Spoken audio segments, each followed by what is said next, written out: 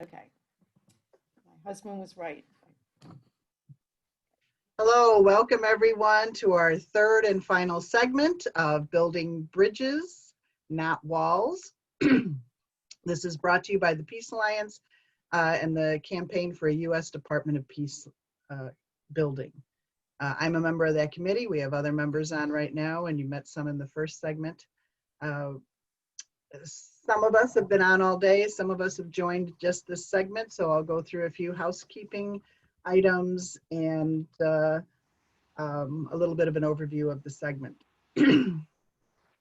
So first, we're going to be using the Q&A only, not the chat. So as the people are speaking, some of the segments will have an opportunity for Q&A, some will not. Some will depend on timing, but you can drop your questions in there. And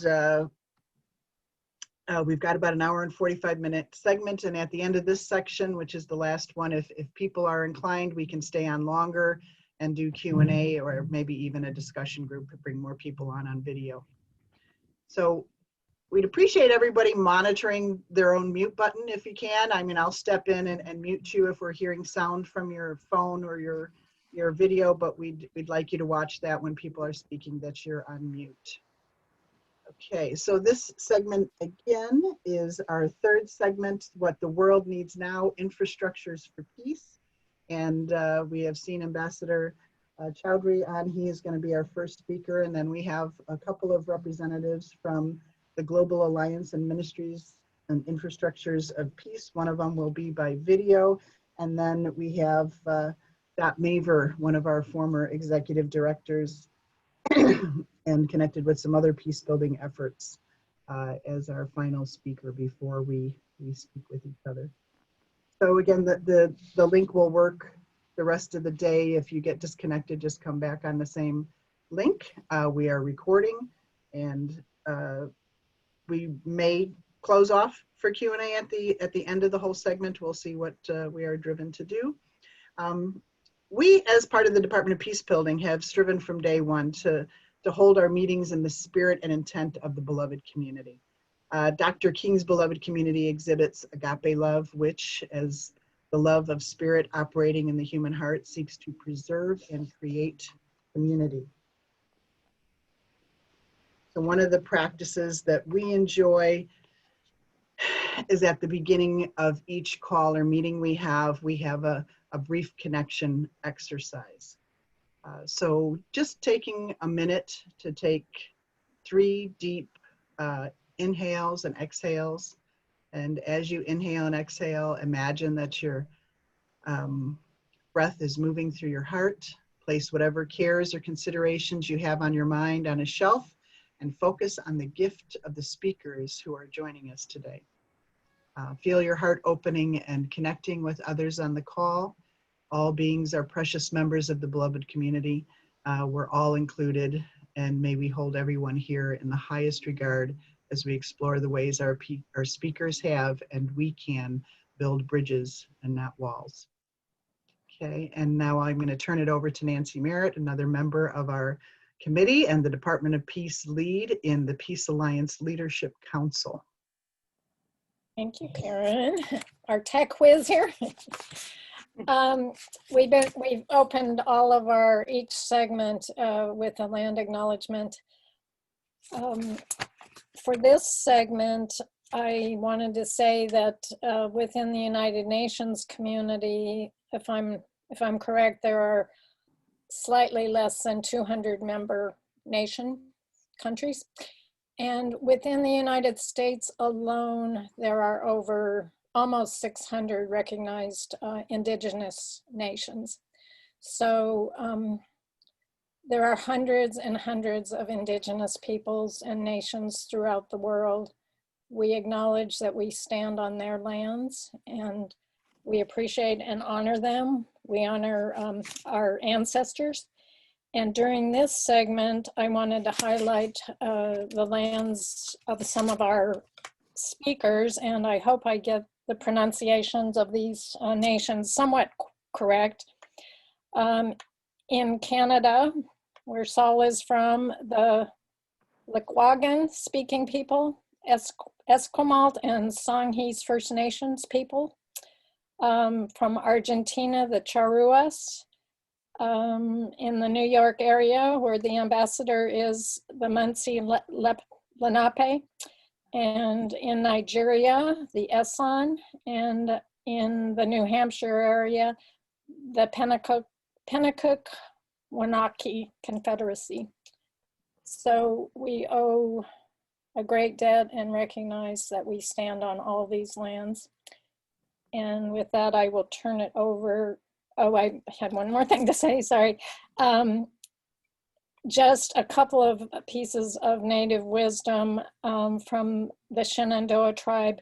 It is no longer good enough to cry peace. We must act peace, live peace, and live in peace. And from the Sioux Nation, love yourself, get outside yourself, and take action. Focus on the solution. Be at peace. So I thank you all for being here, and I'll turn it over to Ann Creeder, who's been a longstanding member of both the Department of Peacebuilding community and the Global United Nations Culture of Peace community. So thank you, Ann. Thank you, Nancy. First, I want to welcome Ambassador Chowdhury for being here and to let you know what a pleasure it is for all of us to have you here today. And I'm honored to be able to introduce you and Ambassador Anwarul K. Chowdhury, who is founder of the New York-based NGO coalition that I'm a part of at the United Nations, known as the Global Movement for the Culture of Peace. It's impossible in my allotted 1 minute time to tell you all about his lifelong accomplishments and awards. So I'm going to just hit the important things for our gathering today.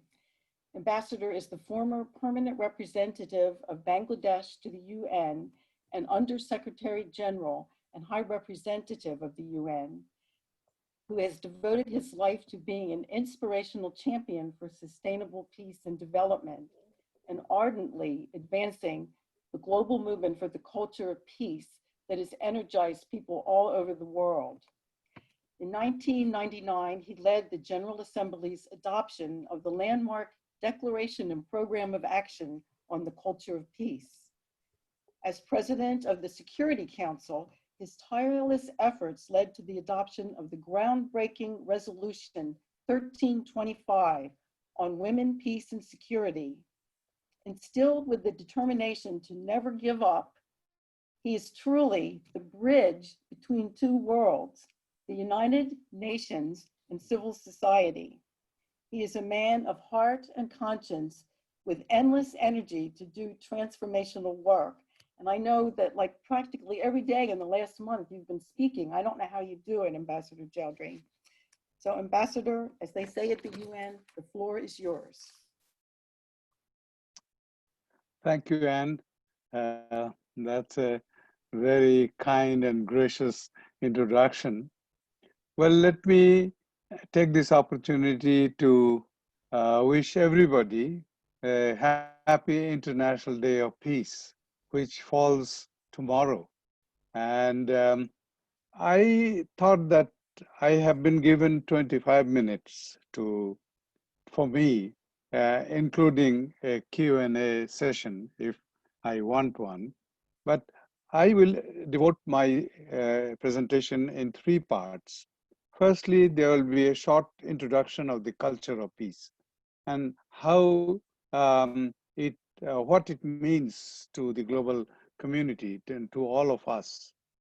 And then second part, I will discuss some practical issues regarding this initiative for the infrastructures for peace, known as I4P, the work of GAMIP, the Global Alliance, and then I will go into a Q&A session. So the first part will take me about 7 minutes, and then second part about 4 or 5 minutes, and the rest, if I am disciplined enough, I will engage in a Q&A. And for the Q&A, I will request Anne to assist me in finding out which question to answer first. So you will be the moderator for that session, and you will tell me that now this is the question, and then I will respond instead of me accessing the chat every time. I hope this is okay with you, Anne. I was recalling before we started formally with Judy Kimmel about my visit to Washington, D.C. in October 2015, almost 5 years ago, to join you, the Peace Alliance, in its Be the Movement initiative at that time. And it was a great pleasure to meet many of them. Our friends were there, including Dot, of course. But Dot I have met before. But we were all, and you were there also, Yes. and many of my other friends. As I have stated on many occasions, my life is, my life's experience has taught me to value peace and equality as the essential components of our existence. Peace and equality unleash the positive forces of good that are so needed for human progress. Peace is integral to human existence.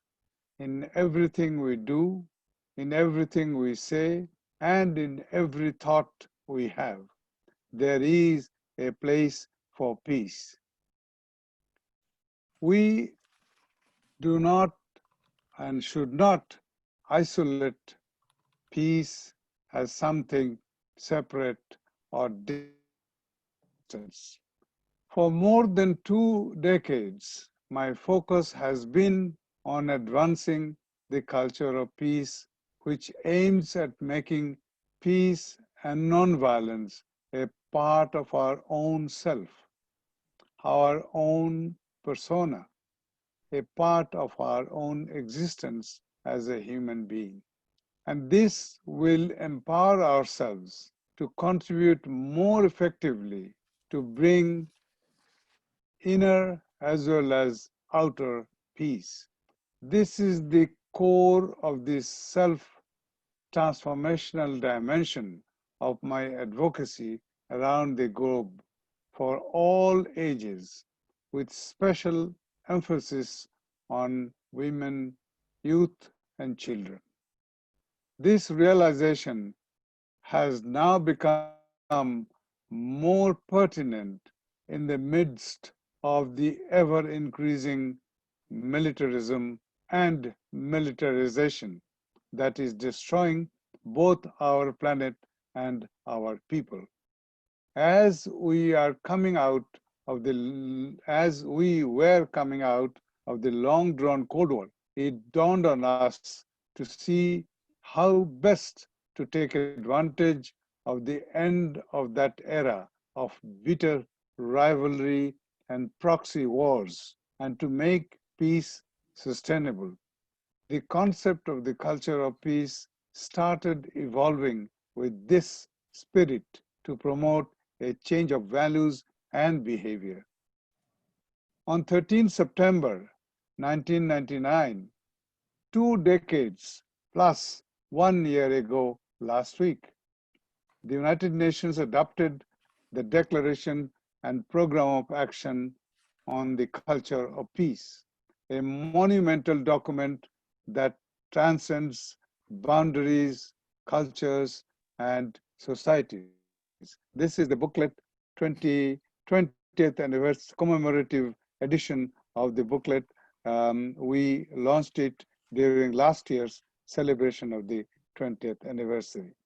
If any of you need this booklet, let me know. I can send you an electronic copy.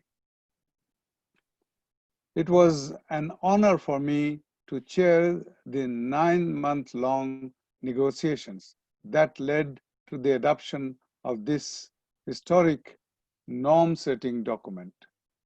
That document asserts that inherent in the culture of peace is a set of values, modes of behavior, and ways of life.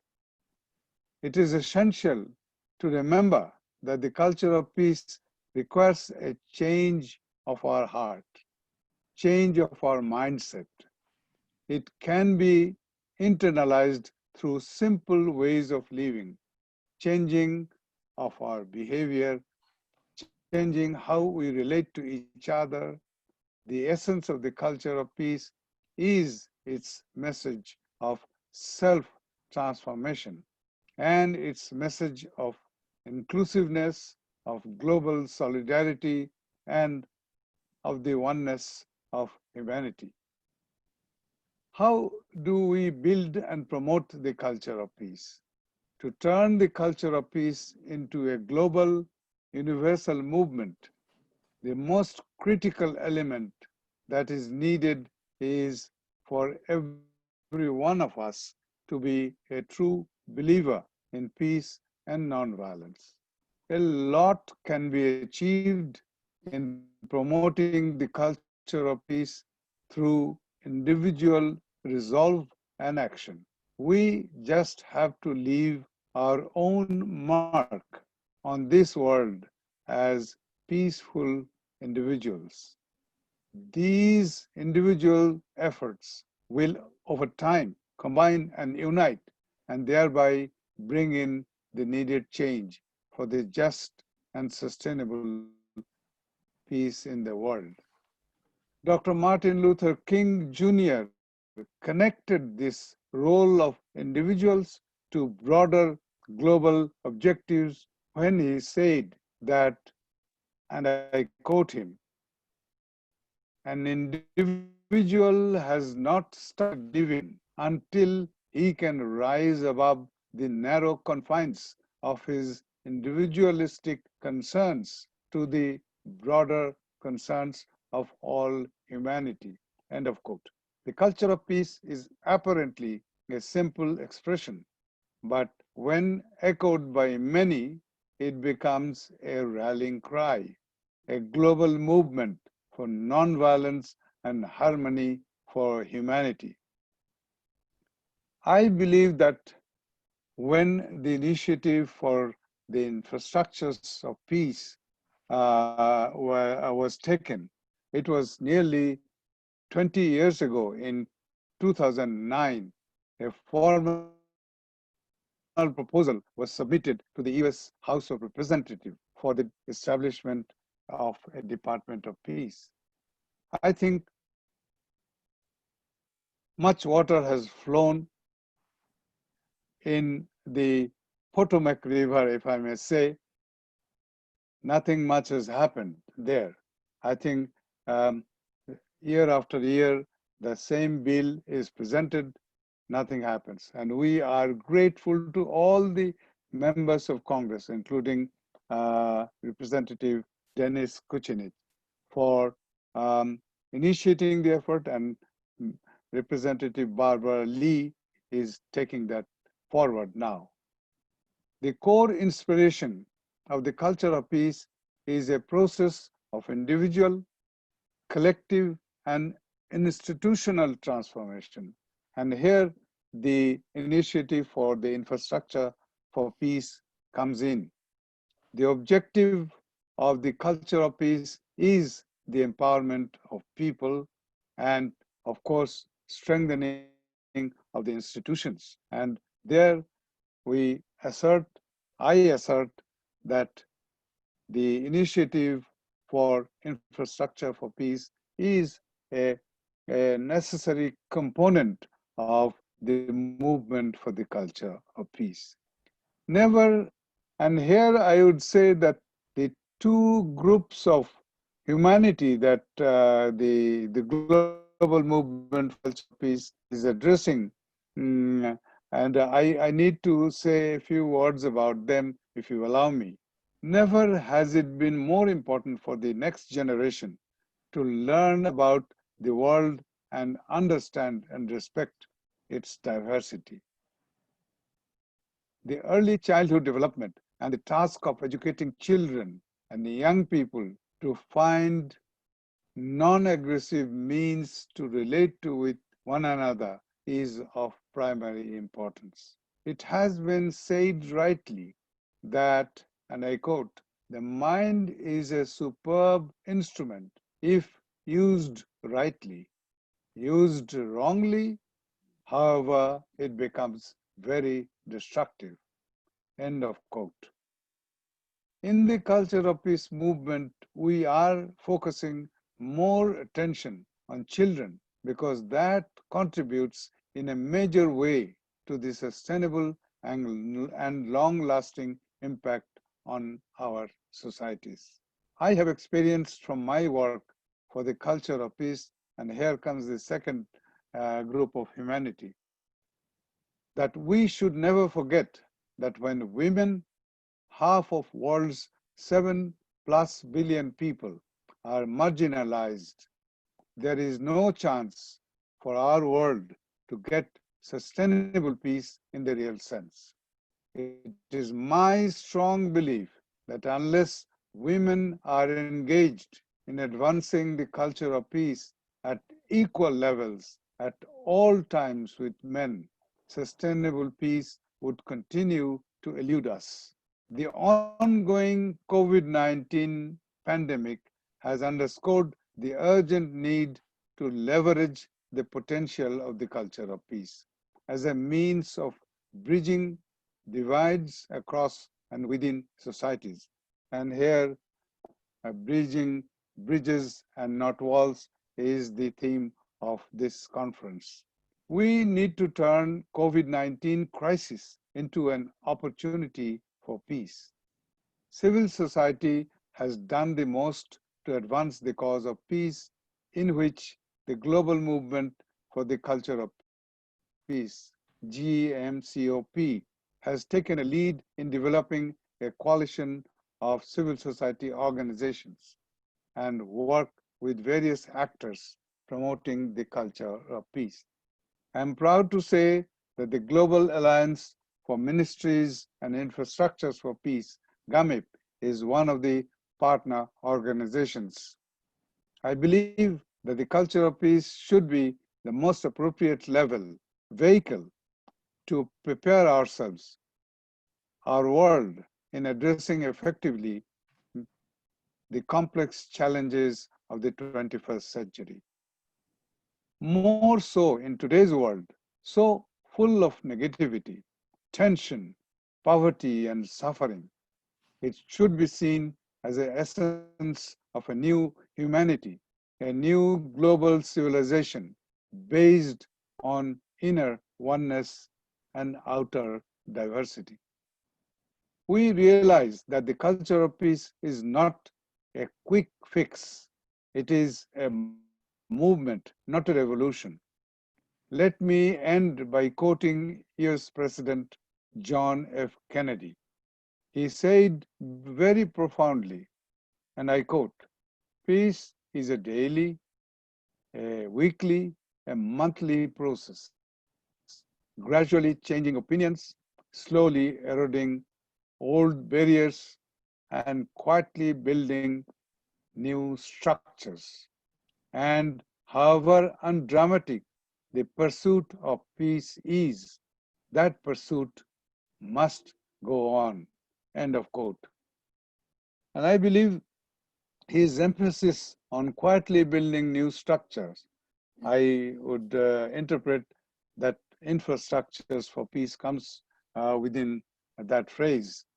And this is my sort of gently segueing into the interconnectedness of the culture of peace and GAMIP. In a broader context, Peace Alliance is also part of that. All of us are working together for the same objective, sustainable peace. Last month, in connecting the GAMIP's work to the International Day of Peace tomorrow, which has this year Shaping Peace Together as the the theme, Anne, our dear Anne Creter, wrote, and I quote her, "It is to open a space for the establishment of the culture of peace." I believe that uh, the Peace Alliance, the infrastructure for peace, culture of peace, all of those were motivated by a sense of urgency after the post-Cold War period. They felt that humanity has to do something special to really make peace permanent in this world. And I believe that Culture of Peace program of action and declaration gave us the norm setting. It, on behalf of the United Nations, the world's most universal global body, it has the credibility, and GAMIP wants to work to build the institutions which are needed to promote the culture of peace. So I find this is a wonderful synergy that we can build through the work of the global movement for the culture of peace and the UN's intergovernmental work for the culture of peace, as well as GAMIP's contribution to build infrastructure for peace all over the world. And here my question comes, and I think that also has been answered in this write-up that I mentioned by Anne, that this is, of course, focuses on the governmental institutions, but civil society institutions, um, uh, international non-governmental organizations, all can come in and play the role of infrastructures for peace. In many cases, I think civil society has put the conscience of the government to question and ask them to act. So that way, even if the government has an institutional arrangement, infrastructure, or maybe a ministry for peace, but they may deviate from that path, and there civil society comes in. So I would emphasize that this dimension of the work of GAMIP is very important, that we should, while lobbying, asking the governments to initiate, establish infrastructures for peace, ministries or departments for peace, but we need to activate civil society organizations like human rights organizations in many parts of the world are the conscience keeper of the governments. I think that's, and they are independent and they have been established by their parliaments, and this is wonderful. So we should broaden the the word peace in terms of infrastructure. Many things, and as 8 areas of action in the program of action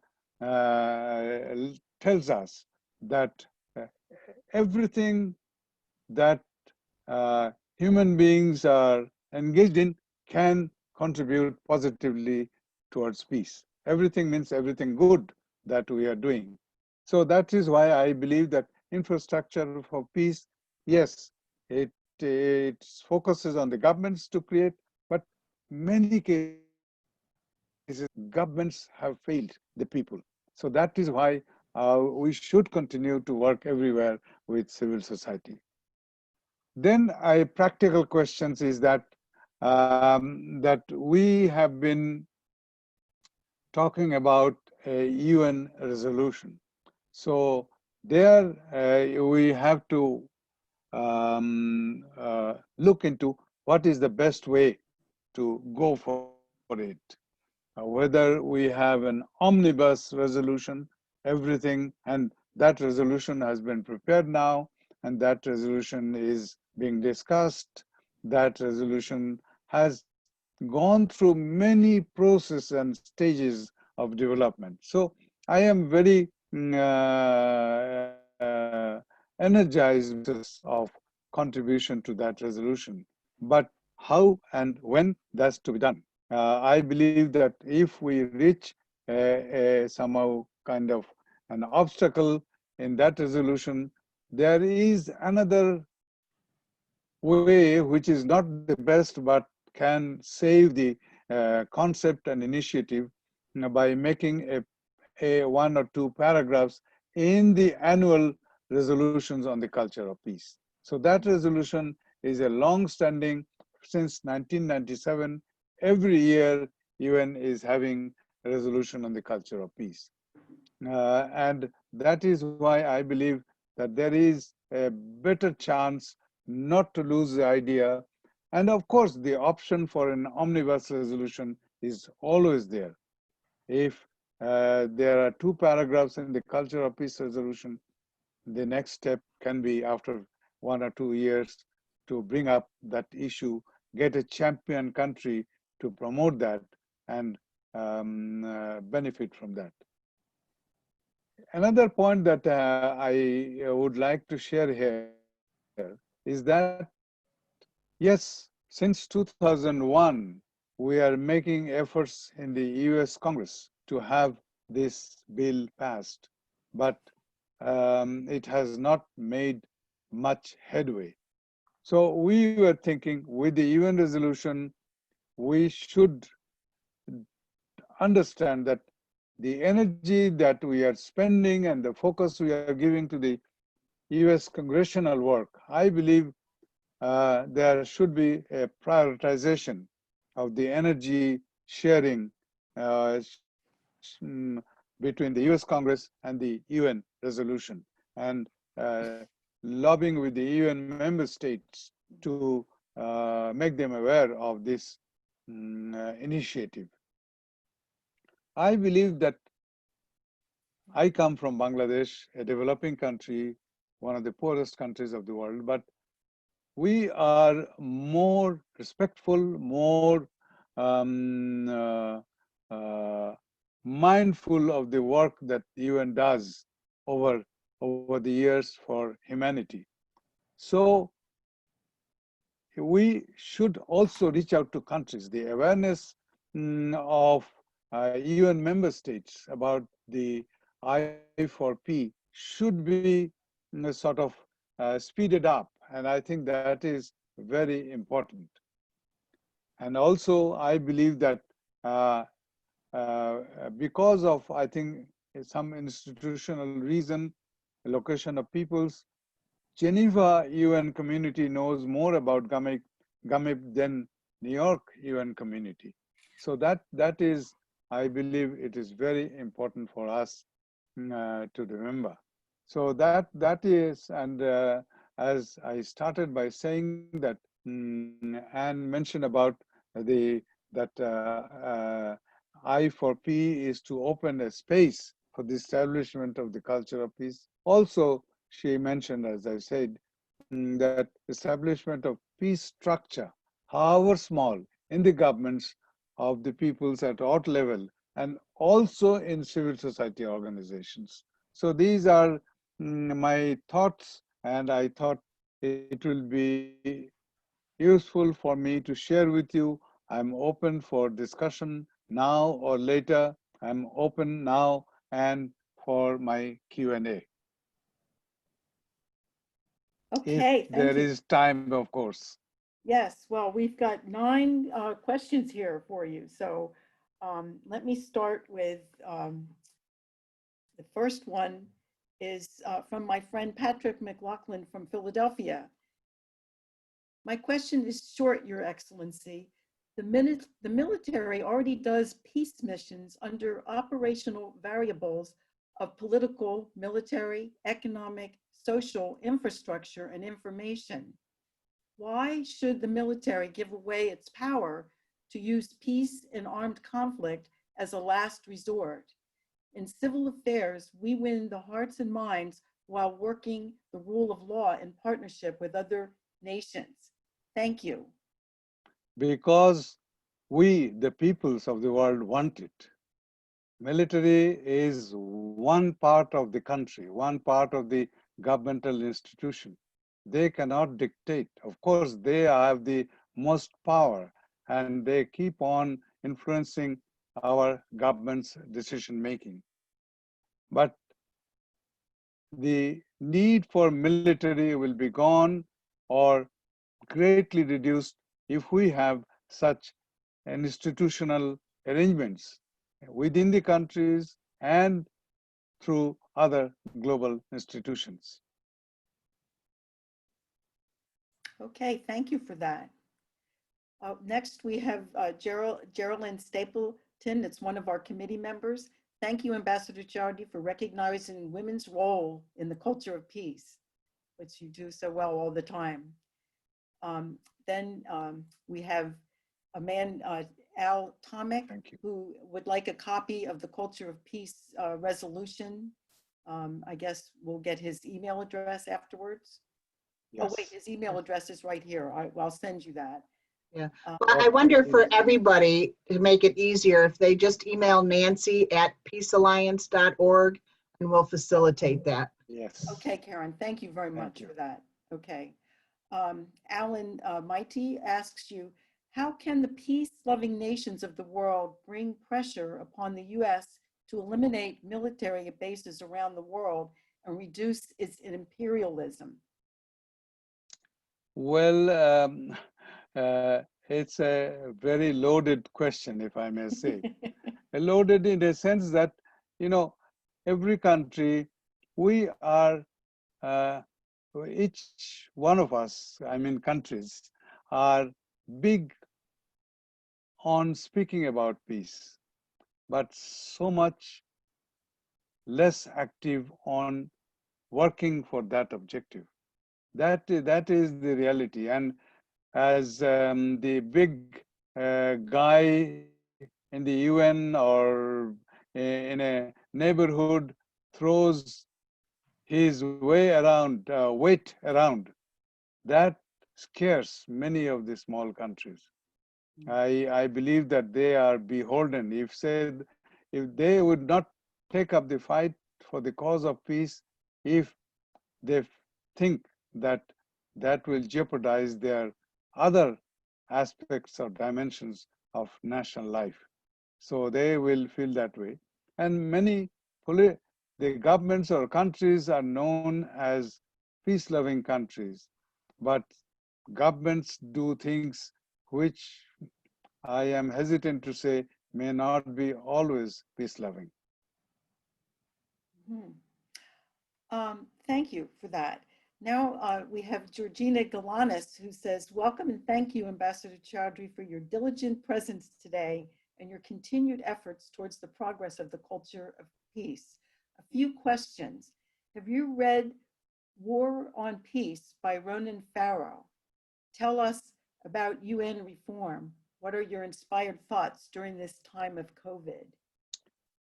Well, I think as I started by saying, oh no, I think before we started, I said that, UN has taken the so-called new normal as a technological change.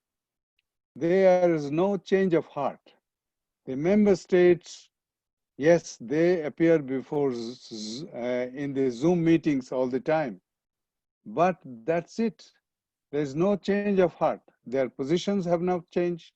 Their insistence on particular issue or their focus on their national position has not yet changed. Rather, in finding an opportunity to avoid direct contact, they have, I think, hardened their position in a big way. And there is now, instead of a vote, if there is a resolution going around, in the previously we used to huddle together and get something agreed upon, and then there is a consensus. It is not making everybody happy, but that is a consensus. Same happened when we worked on this. We had many adjustments to make. We gave up the right to development and its inclusion. Right to human right to peace in this document. But anyway, what I want to say now, they have a procedure called silent procedure. The silent procedure that the president or the chairman of the committee will say, this resolution, the final structure is like this. And it will be like this, available to you 72 hours. We will close the deal provided during these 72 hours, no single country objects. And hiding from this direct contact, one sentence to say, I object, can kill the resolution forever. Well, for the time being, and then it will be taken up during the next session, if possible. So this is what's happening. So saying no has become much easier in this new normal. So we need the Secretary General. I think he is best positioned to suggest the change of heart. He has, of course, he has proposed this ceasefire, global ceasefire during COVID-19. But that is only a practical practical step or procedural step.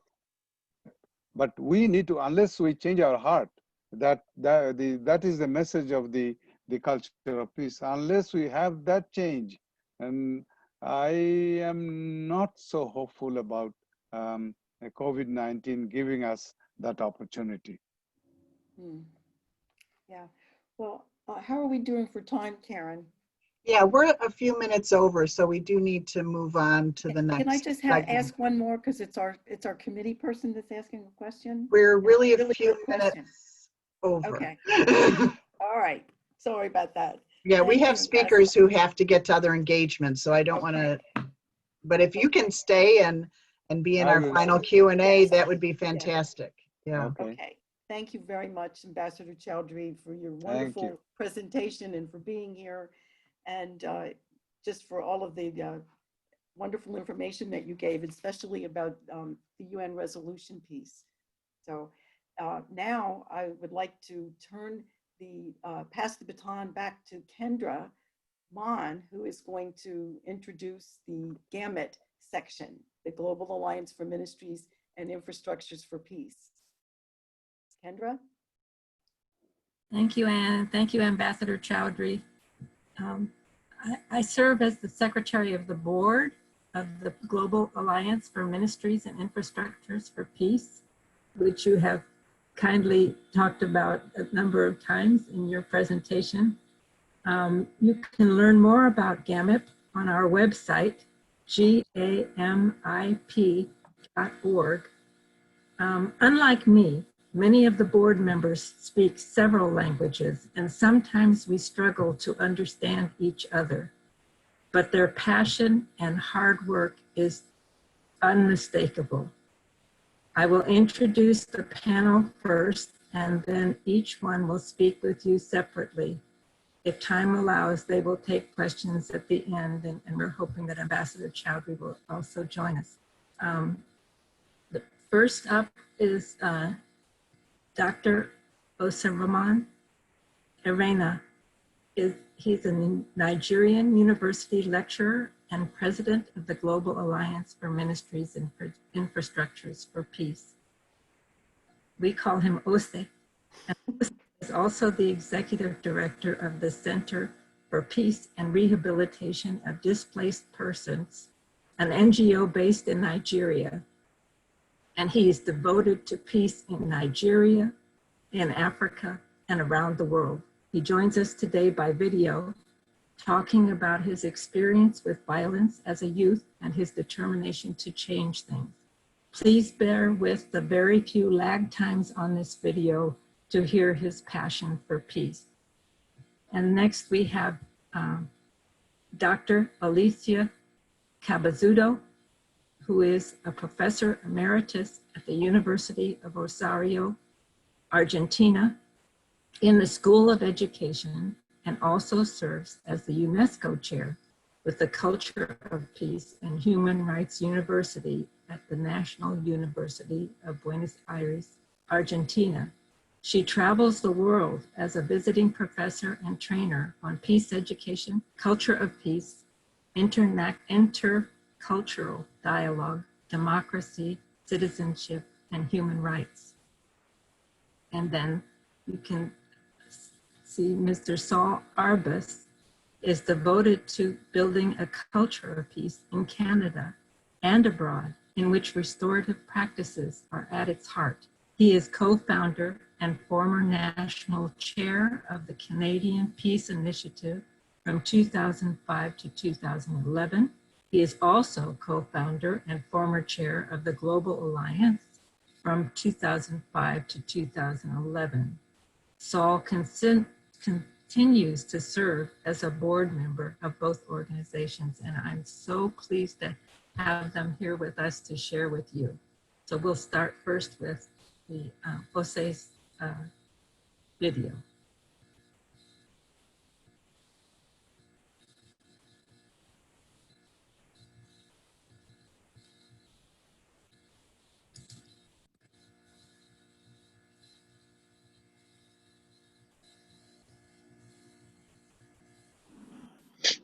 Hello. Hi. My name is Oseremen Irene. I work with the Global Alliance for Ministries and Infrastructures for Peace. I live in Nigeria, and I'm a native of Nigeria. Firstly, I want to thank the organizers of this event for inviting me to participate in this event. I appreciate their effort at putting this program together. While growing up in the Niger Delta region of Nigeria, I experienced a lot of violence incidents taking place in the environment of the Niger Delta, a situation that was often described then as youth restiveness. Youth were violently resisting the security agents who were trying to ensure that they maintain peace through violent means. And you know, violence against violence often end up with more violence. Violence breeds violence. The oil exploring companies in the Niger Delta were not giving back as much as they were expected in terms of developing the Niger Delta community. Oil spillage affected agricultural activities in the area, destroying the soils and aquatic organisms. And this largely affected the socio-economic activities and lifestyle of the people of the Niger Delta. Despite that the Niger Delta was contributing over 78% of foreign exchange to Nigeria, they were really not getting in return in development, you know, and other level of high standards of living in the area. So there was the people, you know, suffered neglect. Access to school was very poor among the youth, and the people felt that this was not good enough because of high level of human insecurity, poor social amenities, and poor infrastructural facilities were regular features and story of the people of the Niger Delta. So they resisted the government, security agents, and the multinational companies. So this resistance brought about violence in the area. But while I was growing, as a young boy, I didn't like these, you know, violent activity and development that was occurring in the area at then. So I started thinking as a young boy that, look, what can be done? What can I contribute to alleviate the problem of the Niger Delta and also promote peace in the Niger Delta. Again, waking up every morning, hearing the stories of bomb blast in the north, Fulani, herdsmen, attack on the farmers, as farmers, herdsmen, violence, political violence, electoral violence, inter-community violence, and the various levels of violence and pockets of violence in the country was something that was really not pleasing to my person. Also, from the north to the south and from the east to the west of the African continent, the story of violence was the same. In Nigeria, the story of violence was the same. So I felt while growing up as a young boy that I need to contribute my quota to in my continent, my country, to be specific. So from my interest in peace activities, peace engagement, peace work began right from that time. I also recall how violent protests added extra years to our university programs because schools were closed down as a result of violent protests. The environment at that time was such that even limits the expression of one's potential. So violence, systemic violence, direct violence were all contributing factors to limiting an average youth in Nigeria and in Africa at large. So I felt that, look, something must be done. There is the need to address the problem of violence in Nigeria and in Africa. If an average African youth will be able to express himself fully. So I've really saw from that point the importance of peace. From there, peace became very important to me as an individual, and I committed my life. From that time, I confessed to commit my life to contributing and promoting peace building in my environment, in Africa, and even the world at large. I'm a member of the Global Alliance for Ministry of Infrastructure for Peace. The organization is committed to global campaign to ensure that governments all over the world create ministries and infrastructures for peace. We have few countries as of today that have ministries of peace. We have in Costa Rica, we have in Solomon Island, we have in Ethiopia, and a few other places. Now, we believe that the whole idea is that a ministry of peace will help promote peace perspective in government. As an international association with headquarters in Geneva, the Global Alliance has drawn membership from different countries of the world, and we have collectively been working together, brainstorming, bringing ideas together to ensure that peace architecture is promoted in the global community.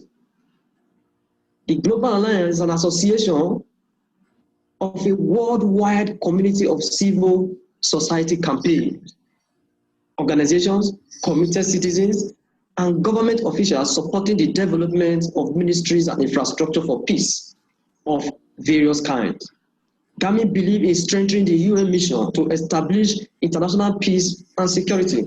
GAMIP works with countries with established ministries and other infrastructure for peace to share best practices and support countries striving to develop a culture of peace. The vision of GAMIP is a world where all countries have ministry and other infrastructure for peace at all levels that collectively forms a dynamic system that fosters sustainable peace. The Global Alliance for Military Infrastructure for Peace, in short known as GAMIP, is committed to the whole idea of building peace structures. Its vision is a world where all countries have military and other infrastructure for peace at all levels that collectively form a dynamic system that fosters sustainable peace. The mission of the organization is to provide leadership for a global movement of civil society and government striving to develop ministries and infrastructures for peace. The organization has organized international peace conferences or peace summits. The first one was organized in 2005 in London. Global Alliance was also established in 2005.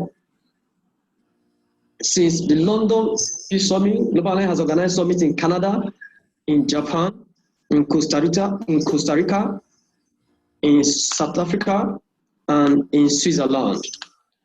Its regional body in Africa, the African Alliance of Peace, have also organized international peace summits in Ghana, in Nigeria, and in Rwanda. The Nigerian chapter of the Nigerian Alliance of Peace have also been involved in a number of programs. The first program and the launching of the organization was in 2008, when we invited Dr. Mike Akin of the National Peace Academy. He was one of the guest speakers there. We have been committed to promoting a culture of peace, promoting peace building, and engaging in peace work in all its ramifications.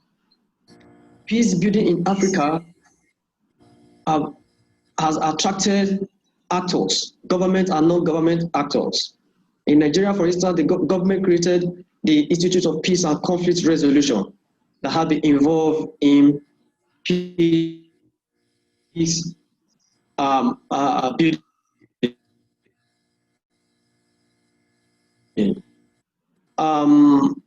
Socio-cultural groups and different groups have been involved in peace building engagements in Nigeria and in Africa at large. African institutions now also have, a number of them now also have peace and conflict study programs.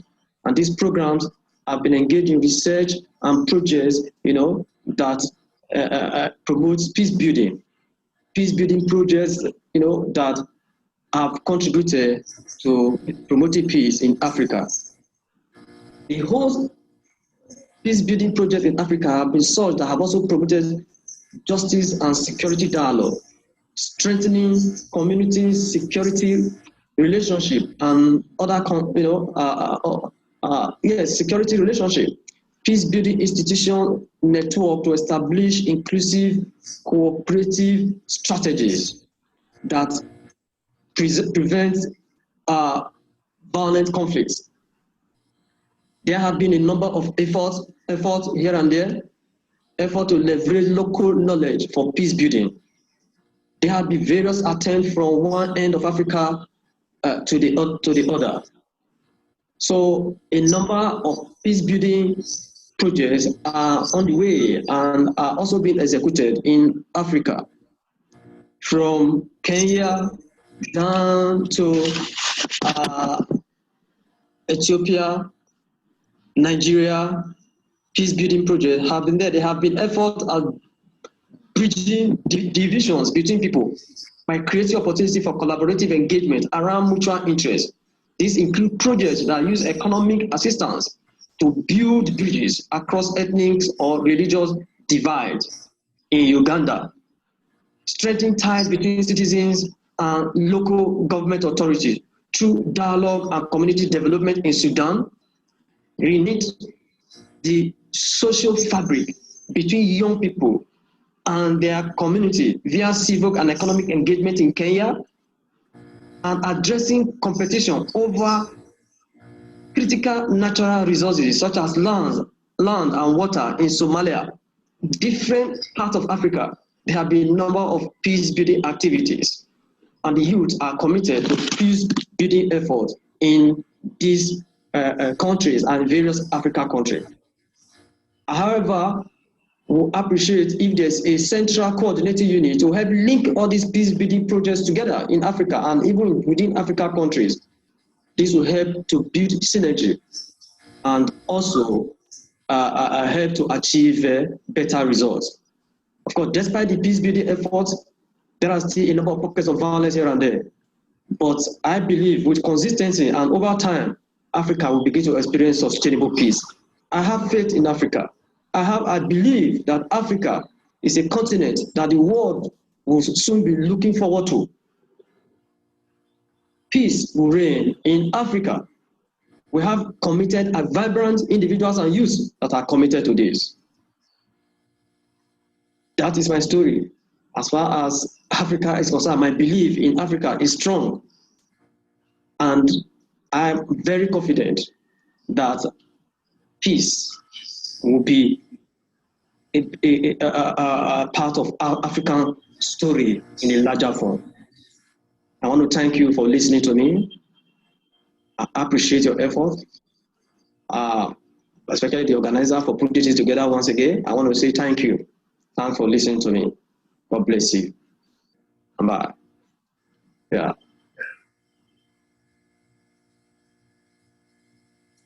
Well, I hope you were able to make your way through the lags and the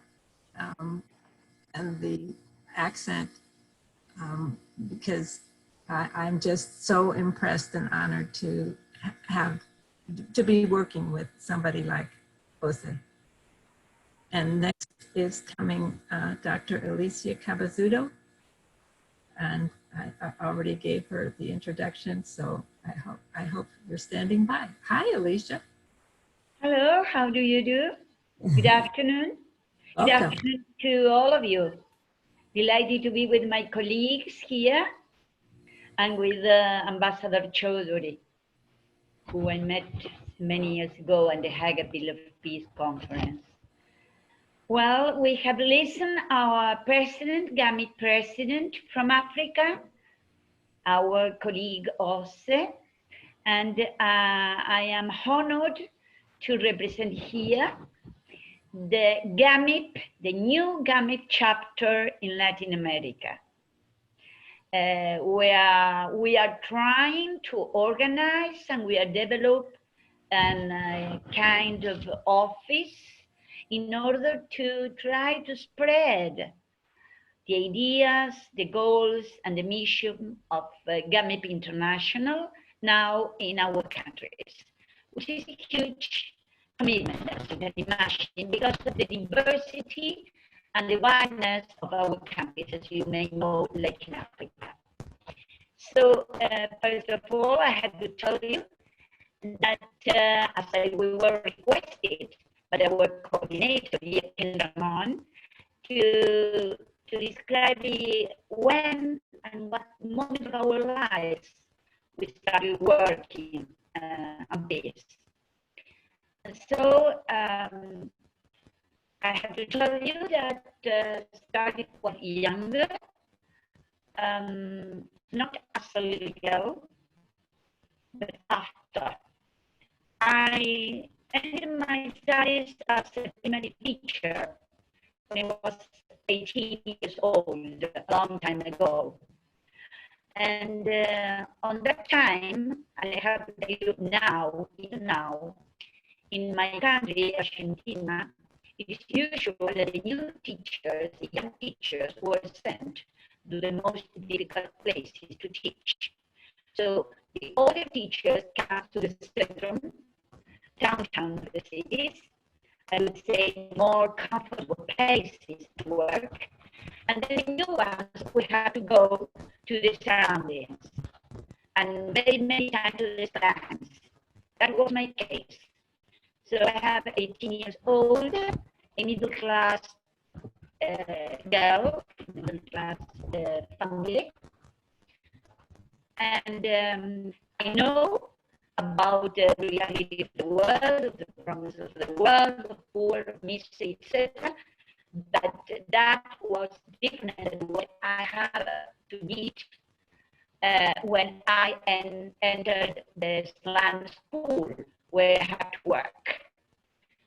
And it was first grade which was more difficult because, as you know, there's no doctoral and postdoctoral studies more difficult than the first grade at primary school, with children of 6 years old. You have to teach how to write, how to read, and I would say how to think and to see the world. So that was a challenge. And that challenge faced me to the reality of a country and a continent where the poor families were the most number of the country, and it was misery, the reality that surrounded me, and the children were hungry, and they were not interested in learning how to write and read. They were interested in the biscuit that we're going to give to them in the break. So they come, and I have to tell you, after 55 years, it is the same now. They come to school in order to eat a little bit. And I would say same in Africa many times. So instead of worrying about how to teach them to read and to write, as I have to, by the way, and I did, I have to try to think how to give them a little bit of food in order to have enough energy to learn.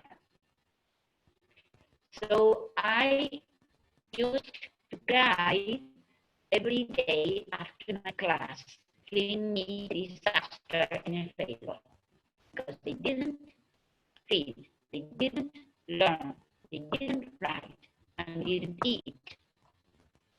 So it's a combination of realities that it is the reality of Latin America. That first contact with that world decided me to start working at the same time as studying in order to work for human rights, for citizenship, for democracy, and for peace. Not only in my country and my vision, but it is possible in the whole world. That was my start, quite difficult. Also, I want to tell you that they do learn after the year. So they can't do that. And I can do that. But it was very difficult and very challenging for me. After that, I studied history, I studied education, I studied human rights, and then that's all my history. But the moment of my life was the definitive one. And I understood it was not enough to have a professional life, but also a social life in order to work with others. So now I'm dealing from my expertise field. I'm now a cultural peace educator, work in almost all the continent, in many universities as a visiting professor, and also as an Italian as well.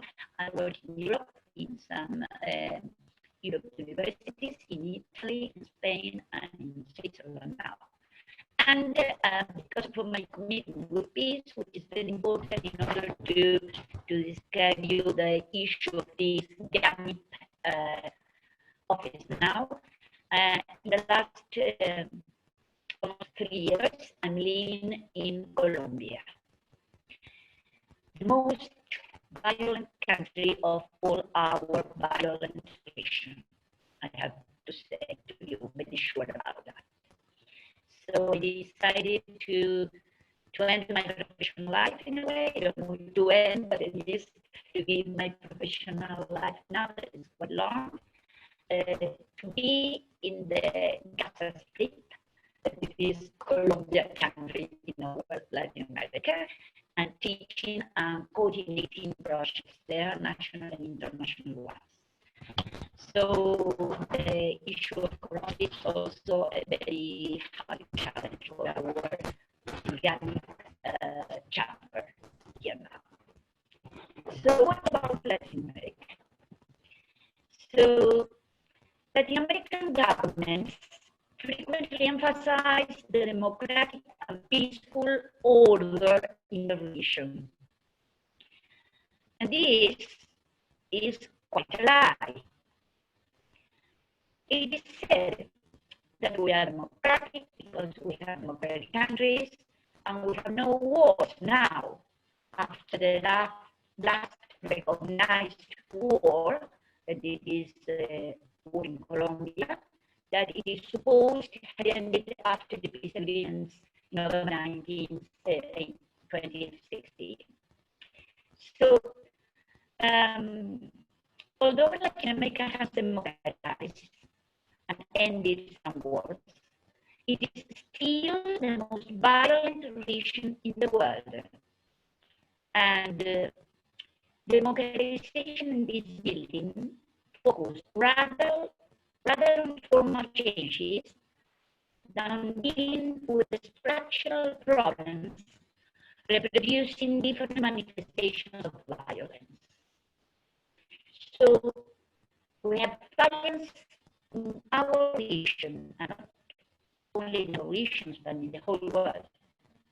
Not only because of wars, but because of the structural violence that is the characteristic of our country. So, Latin American governments claims with proud that we are in democracies, but clearly there has been an upsurge of violence, mostly classified as criminal.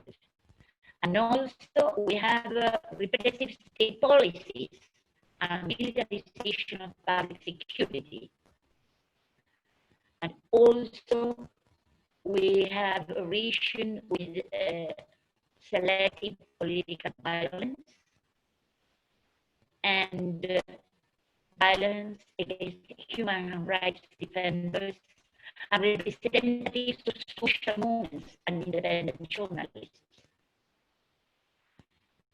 Very well-known cases as the murder of the city councilor, the Brazilian city councilor Mariel Franco in Rio de Janeiro in 2018, and the human rights and environmental activities Berta Cáceres in Honduras in 2016 are just examples. But these murders are everywhere, and particularly violent in this moment in Colombia, with more than 240 human rights defenders killed in this year. So, what kind of peace we have with these democracies in Latin America? There is a kind of contradiction in between the claims of the governments about democracies and the claims of the social movements. And these claims of social movements, you know, they're permanent. We all know probably the social movements in Chile last year, very important, that have asked to change the constitution. Also, probably you have heard about the murders of last week in Colombia from the police repression against the social movements. And this happened everywhere in all our countries. So a question about what democracies we have and how these democracies preserve peace is a question that we have to ask every day of our lives in our region. Of course, all social orders need to develop formal and informal institutions in order to control and limit violence. The possibilities for the prevention and containment of violence vary according to the context and may include the rule of law, control, or repression. The problem is that when this repression and violent ways and management of the social movements by the governments comes to be permanently violent, then we have to rethink about our democracies. And we have to rethink about to our so-called democratic governments, all under the model of the neoliberalism.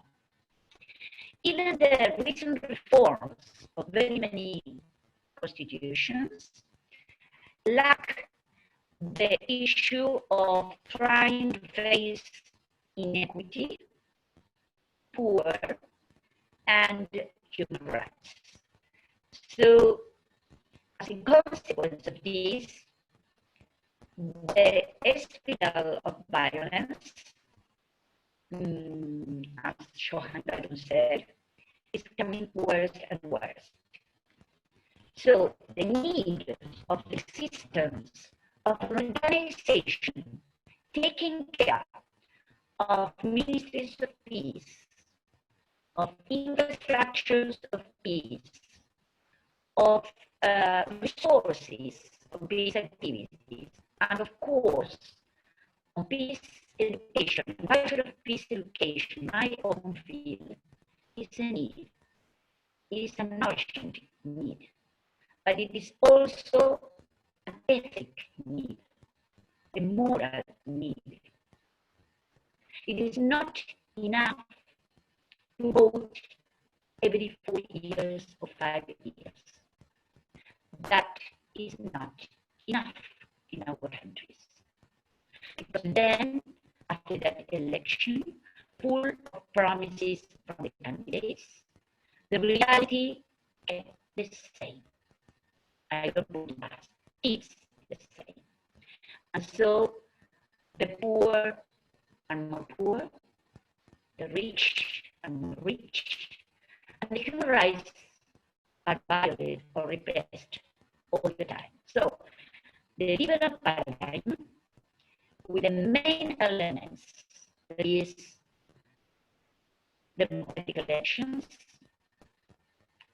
democratic public policies, and human rights respect, is not like the books that we read when we were young or we read now.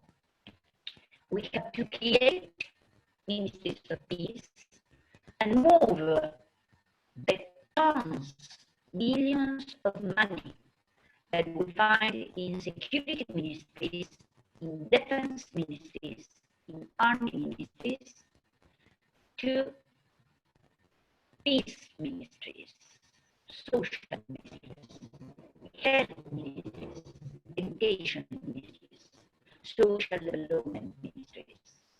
It's not possible in our countries. The defense army or war ministry, as it is called in many countries, have the highest budgets for war. We don't know what wars, because in general, you know, Latin America doesn't fight against each country. So, interior wars, wars against social protest, wars against social movements, what against what? So, what about the ministries of peace and infrastructure for peace, for discussing different political ideas, for inviting people to come and work together, to hear the citizenship, and to make a real participative democracy, which is the goal and mission of democracies. GAMIP has an important role in our countries in order to prevent more violence of different kinds and different levels, and to help local, province, and national governments, as well as regional governments, to create a culture of peace that all we dream, that all we hope, that all we want in the whole region. Thank you very much. Thank you, Alicia. It was, some of it was a little hard to hear for people, and so I'm I'm just hoping that you can use this time to check your connections so that you'll be clearer when we come to the Q&A. And in the meantime, we get to hear Saul Arbess talk about Canada and their efforts. Welcome.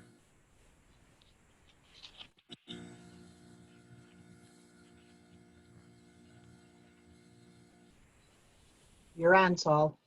Thank you very much, and good day, good afternoon, good evening, wherever you happen to be. It's a wonderful event. I am so pleased to be here to join you today in the presence of Ambassador Chowdhury, who I had the pleasure of meeting last September in one of the towns which unfortunately has been spared, but very close to the major fires that are happening in Oregon at this time. But that town has actually been spared. You know, I've been asked to do a few things. I've been asked to do kind of a North American report, but we've already, of course, this is the Peace Alliance's event, so they have ample coverage of this day, and beautifully done. Unfortunately, Mexico at this time, we have no representation. But I think with people like Alicia and others in our group in Latin America, of which it really is part, I don't know where the division really is, and it's always been a puzzle for us in North America to figure out. But we love Mexico and want it to be part of our group. Another thing I was asked to do was to speak about infrastructures for peace. But before I do any of that, I want to, and actually Kendra specifically asked me if I would tell a story or do something anecdotally about the initiative in Canada, for example, for a Department of Peace, and how it interlinks with the US Peace Alliance. So the year is 2003. On a small island offshore from my big island, Vancouver Island, two women friends are sitting together. They're having a cup of tea. And at the same time, Dennis Kucinich's voice comes on. And this is one of the years when he was campaigning for the Democratic nomination for president. So he comes on and he's speaking about his desire for a Department of Peace. And it turns out that one of the two people was a notable singer and songwriter named Anne Mortifee, who Dennis had gotten to know, especially through her music. And one of the things that Dennis had said to her was that one of the things that he does before he goes into a meeting is he listens to one of Anne's songs, which has this beautiful line in it: "A single heart that tries again can change the course of history's turning." Isn't that what we're all about? All here together, here today. And of course, Dennis said, well, why not Canada? Why shouldn't Canada move towards a Department of Peace as well? And the long and the short of it is, the message was brought back to my wife, Penny, who's here today with me, and myself, and we began and became central figures really in the creation and the movement to create a federal Department of Peace in Canada. So you can see how already we are entwined with the Peace Alliance, and how much we owe gratitude really to Dennis and all of you for the inspiration of our founding. A word about the Canada Peace, or the Canadian Peace Initiative. It was formerly called the Canadian Department of Peace Initiative.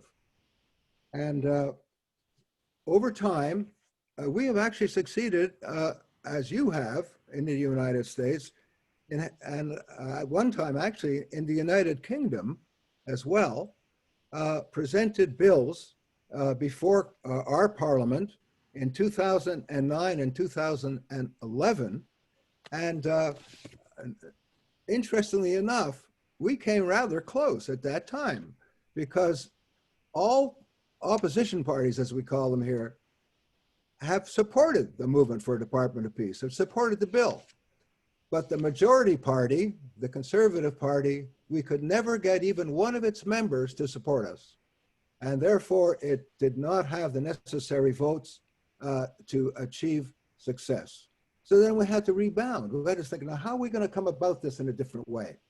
And what we did, and working with several supportive members of parliament, we began to search in the government to see where was it possible for us to move forward.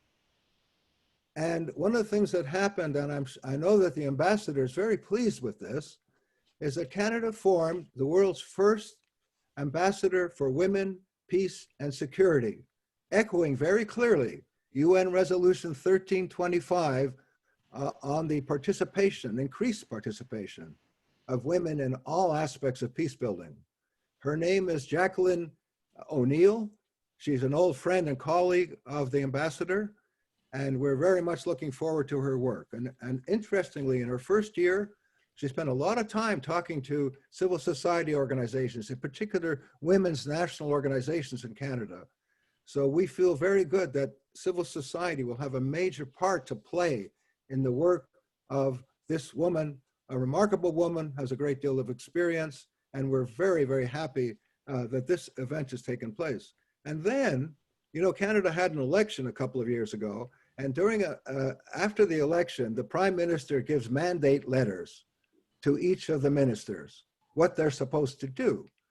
And actually, one of the things that was in that was the call for a Center for Peace, Order, and Good Government, which would be the first institution of its kind.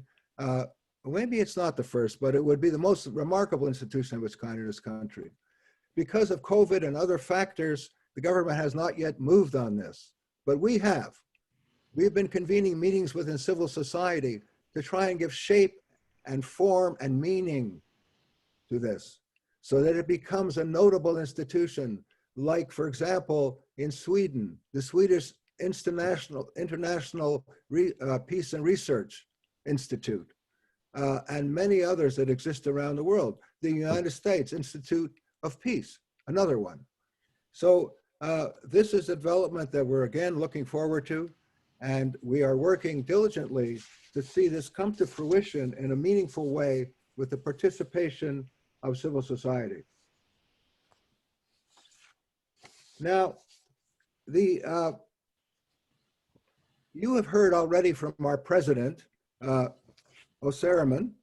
We call him Ose, as you know, by video link. Some of it wasn't distinct, but the spirit was very clear. The determination, the scope of what he said, embracing all of Africa, not just Nigeria where he lives.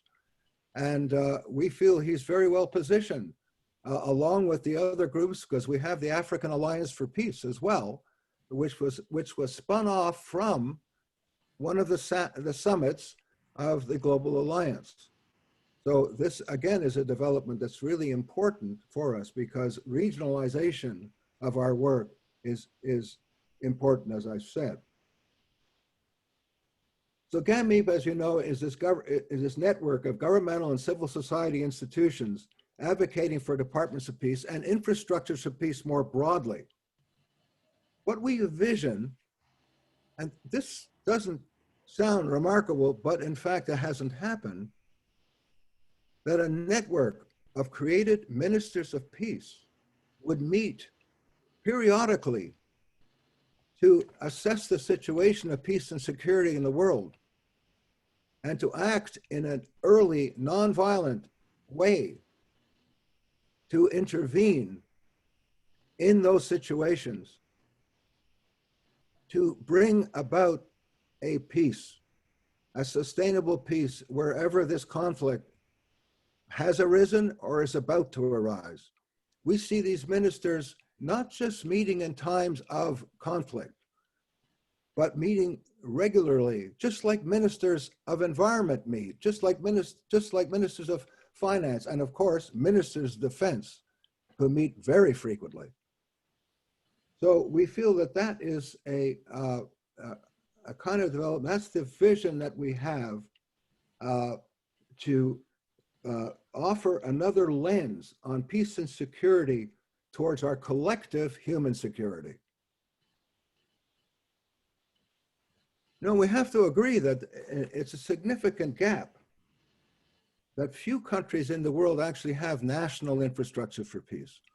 I'm talking about comprehensive programs at the national, regional, and local level.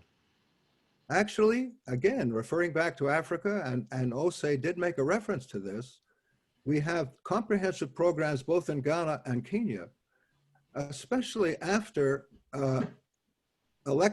pre and post-electoral violence. And this was a movement that has taken place there, which has had a positive effect on subsequent electoral process in those countries. Another one, which again has been a country in conflict, has been Kyrgyzstan, which is in Central Asia. Many of us may not know much about this country, but it has worked diligently to deal with conflict, ethnic conflict, and other forms of conflict within the country, which threaten to tear it apart, but which through these vehicles, we are seeing positive developments.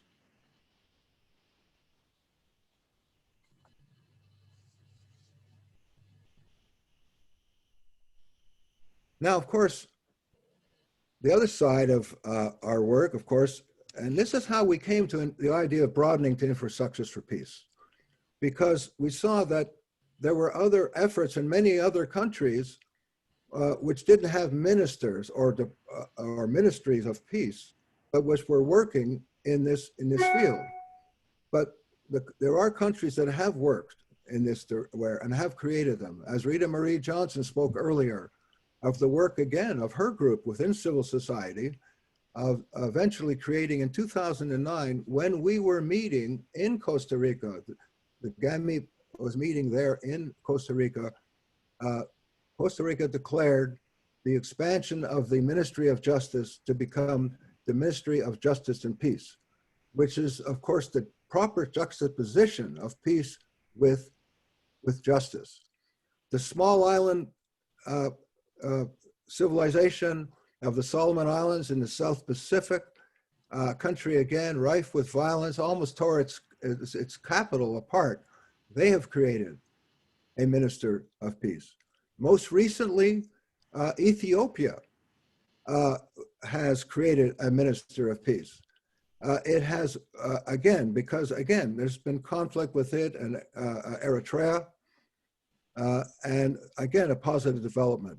And finally, I want to mention Afghanistan, because Afghanistan now has a minister for peace and are deeply involved now in the negotiations that are occurring between the government and the Taliban to hopefully at last to create an enduring and sustainable peace in that country. So our movement has made a difference.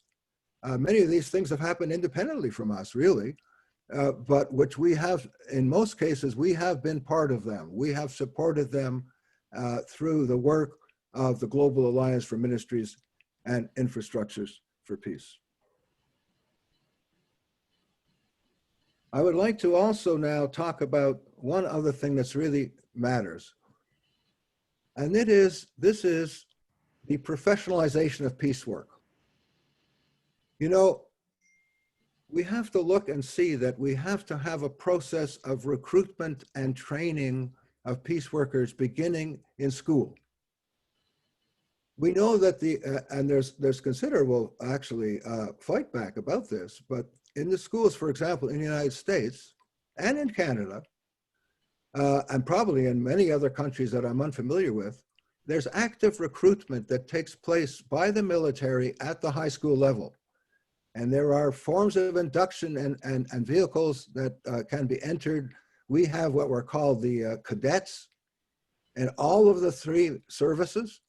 The United States has some kind of a junior officer, junior sort of induction process. This moves on, of course, to officer training and finally commissions that people receive.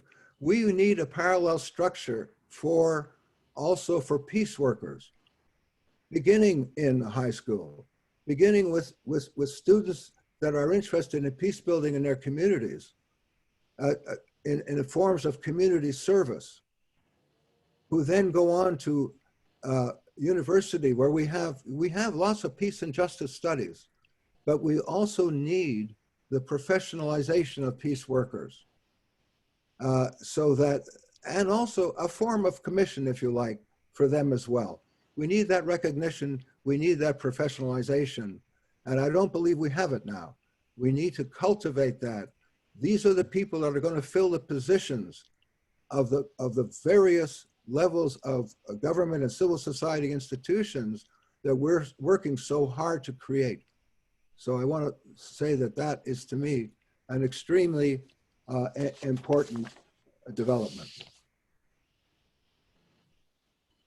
I'm going to take a little bit of my time now, because for many years, I had wanted an opportunity to publicly thank Dot Maver for the work that she has done in peace and conflict resolution and nonviolence.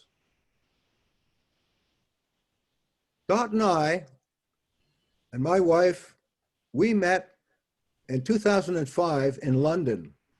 This was the year that we formed the Global Alliance. We met in a hotel lobby. And the other person accompanying her was Mike Apkin, who's also been very central in our movements. And when I saw Dot, I realized immediately, I saw an authentic person speaking to me, coming to me without barrier, without lenses, but speaking directly. And I was immediately taken in by her spirit. And we all know about her spirit. Her spirit is as large as the world. And Dot has been so central in my work and in the building of the Global Alliance. She's been at the center of all peace building movements in our time. You know, we dream big, and Dot dreams bigger, because, you know, we formed this fledgling organization and we called it Global Alliance, the Global Alliance, originally just for Ministries of Peace. And when we started to convene these global meetings, we called them summits for departments of peace. This is important, that we can see ourselves writ large in the planet, that we make a difference, and we are a force to be reckoned with. But there's also been humor. And when there's Dots around, there's song too. And I remember one of the songs that she loves so much is, "Don't let anybody tell you." And then it goes on to a number of lines of what you cannot be in the world. Don't let anybody tell you this. And I remember, you know, when we convened the meeting in Vancouver, the first large summit was held in Victoria, in my country, only about 9 months after we formed GAMIP. And then that was coincident, and following was the World Peace Forum in Vancouver, a very big event. And we had the privilege of having both Marianne and Congressman Kucinich to come and speak at those meetings, and drew enormous attention to the movement for departments of peace. Well, going from Victoria to Vancouver, which requires a series, was by bus, and when they got to Vancouver, the bus driver has indicated, even though we hired a big firm, he didn't know Vancouver very well. So I decided that there's one critical point and one turn that he's got to make with all the people going to this meeting. So I'm standing on the entry ramp of this, to this bridge that he must cross. And there I see him driving straight by me. He never sees me, and he goes by into the great blue yonder. We have no idea where it's going to be. But nonetheless, and that's been a joke with Dot and I, she sees me waving frantically on this ramp, but to no effect. And so eventually they did make it there a little late, and the meeting did go on. So I just want to say that to Dot, that may your vision and may all of our visions bear fruit, and may all our work with you achieve the outcomes that we all seek. Thank you so much, Dot. And I just want to say one more thing. Your name may be Dot, but it's got to be Mighty Dot. Thank you. Thank you, Saul. I appreciate that. And actually, our time is short because we need to bring on Dot right now. and because her time with us is very limited. So Nancy, could you give her a brief introduction? It sounds like she's already been introduced. Yeah, brief being the operative word, please. I can't. No, please. So I want to thank Kendra and the whole crew from GAMIP, and just wanted to kind of go where to start. First of all, I want to thank Saul for his words about Dot, and say that we both wanted to talk about her. And I initially offered to arm wrestle him for the privilege, but being peace builders, in training at least, we decided both of us should say something. I first got to know Dot in about 2005 when she was the executive director of the Peace Alliance, and I was the last appointed state coordinator. We asked Dot to be our closer because she's involved in most, if not all, levels of peace building, from personal peace to teaching peace and community peace and international peace building. She's an educator and peace builder whose keynote is inspiring cooperation on behalf of the common good. And just a few of the boards or organizations she's founded: Global Silent Minute, the National Peace Academy, GAMIP, the River Phoenix Center for Peace Building, and in addition to serving as an executive director for Peace Alliance, she was a campaign manager for Dennis Kucinich and works with the United Nations in a number of capacities. And I think probably her biggest claim to fame is authoring a book on revolutionary fast pitch hitting techniques, the Maver method, secret of hitting success. So while I know nothing about the world of fast pitch softball, I suspect Dot's softball background has something to do with what she does for team peace building. I think of you, Dot. I do think of peace building, but most of all, I think of joy. And we thank you, and I turn it over to you. Oh, bless you. Bless you, Nancy, and bless you, Saul, my heart. I have to say, hearing that story about the bus makes me laugh all over again. That was hilarious.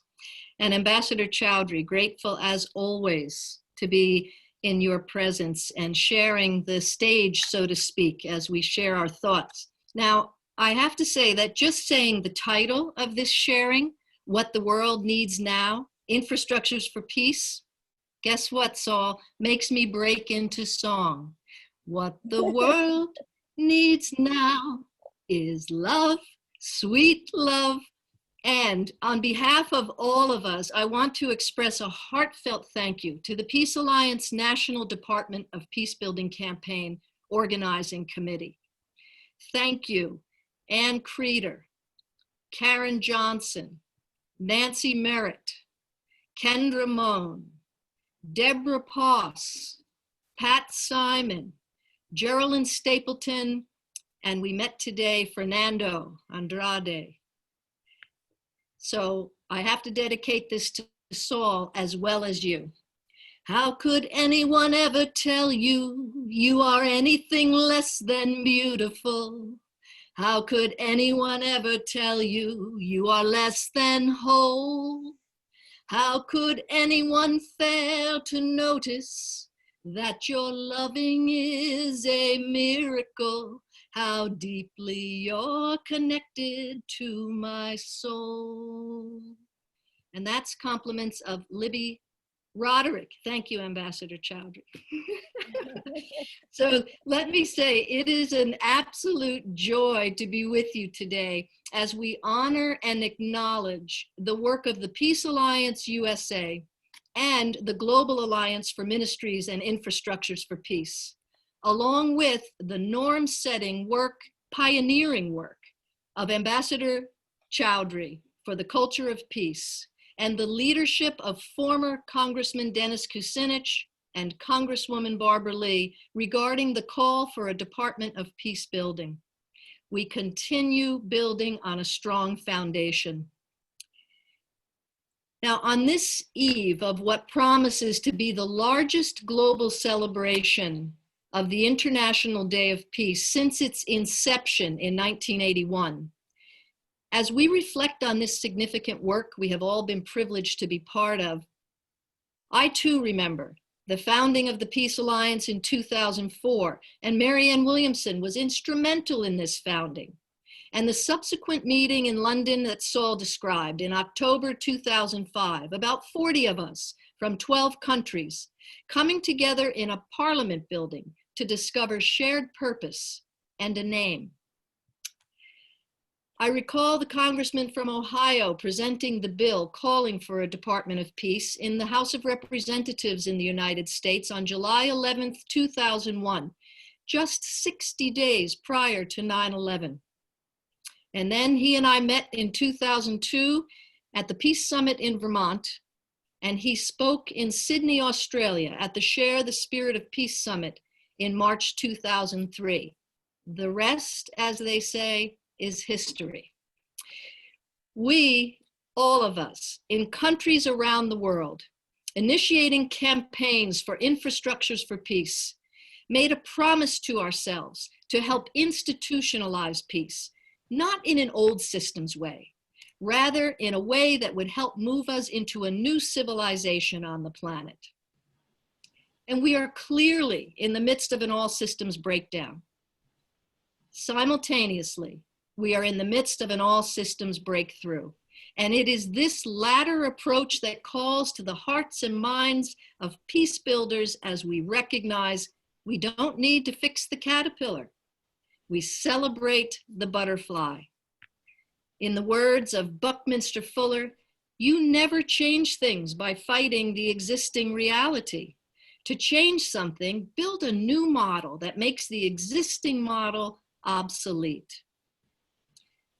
So today, September 20th, 2020, very auspicious, let us pause for just a moment, knowing that the power of silence is greater than we know.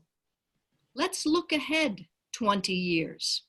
Imagine the world living in the culture of peace.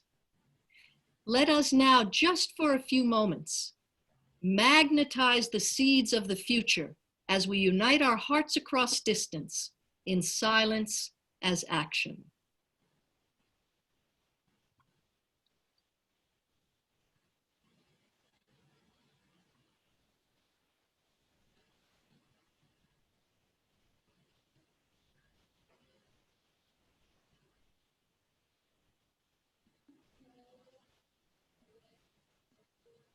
Thank you.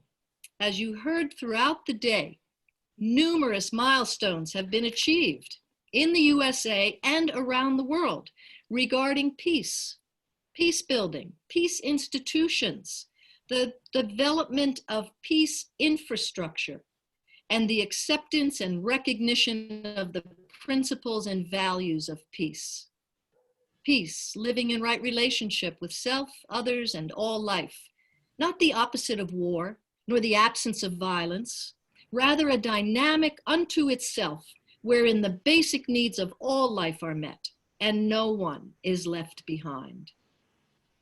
Early on, we took on the shared responsibility to be the demonstration model of the culture of peace.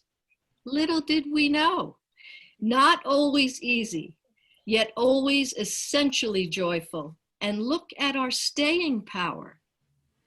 And we continue to hold forth that peace begins with each one of us.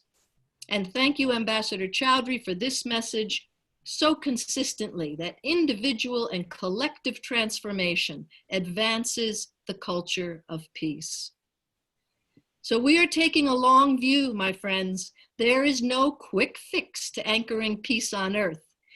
We realize that the very cultural norms we live by are reflected in the daily actions everywhere in society.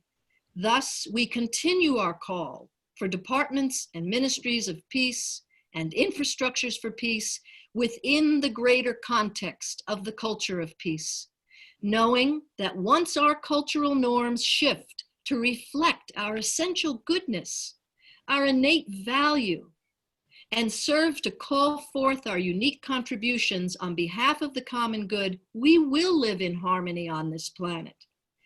And that means recognizing a shift in governance from human-centric to ecocentric, truly an all systems breakthrough. What the world needs now is indeed infrastructures for peace. And we need this in every sector of society and throughout the natural world.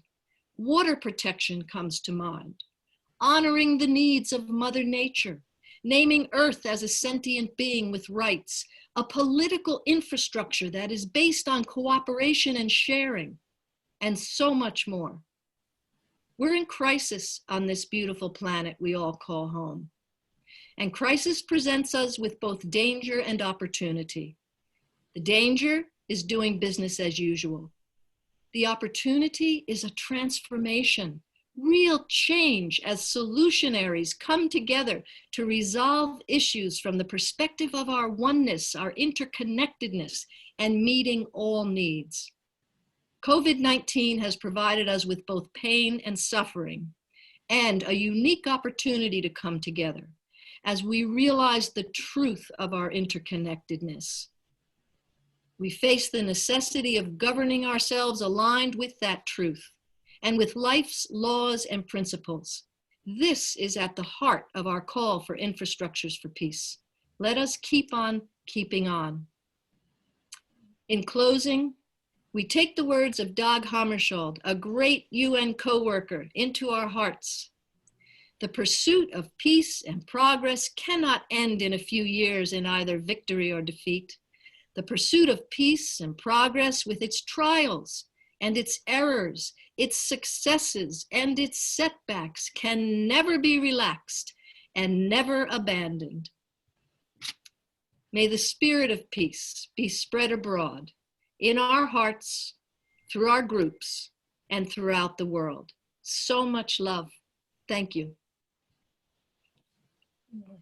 Thank you, Dot. That was awesome. I second everything you said.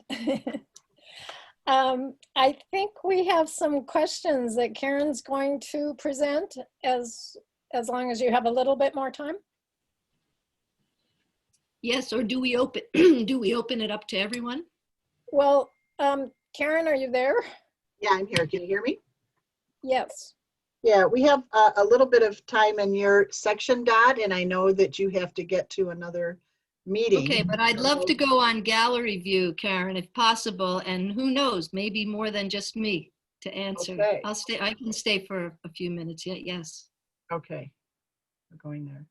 All right, let's see. So if somebody has a question for Dot, or we'll go back to some of the other questions that came out.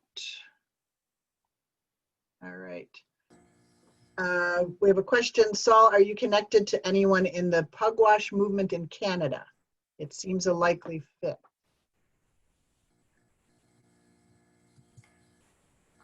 You're muted.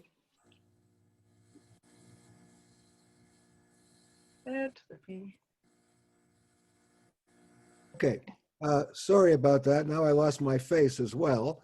But yes, indeed, many of our people, both in our initiative and elsewhere, we are very closely connected to the Pugwash group in Canada. Yes, thank you for the question.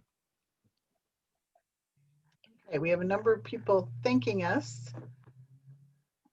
Dot, would you tell us a little bit more about some of the work you've been doing with the UN and I think you said you had a monthly seminar you do, and some of those things? Yes, yeah, I'd be delighted. A lot of the work that I am privileged to do with the United Nations is in concert with the global movement for the culture of peace. And I have been just so blessed to work so closely with Ambassador Chowdhury and that group for many years.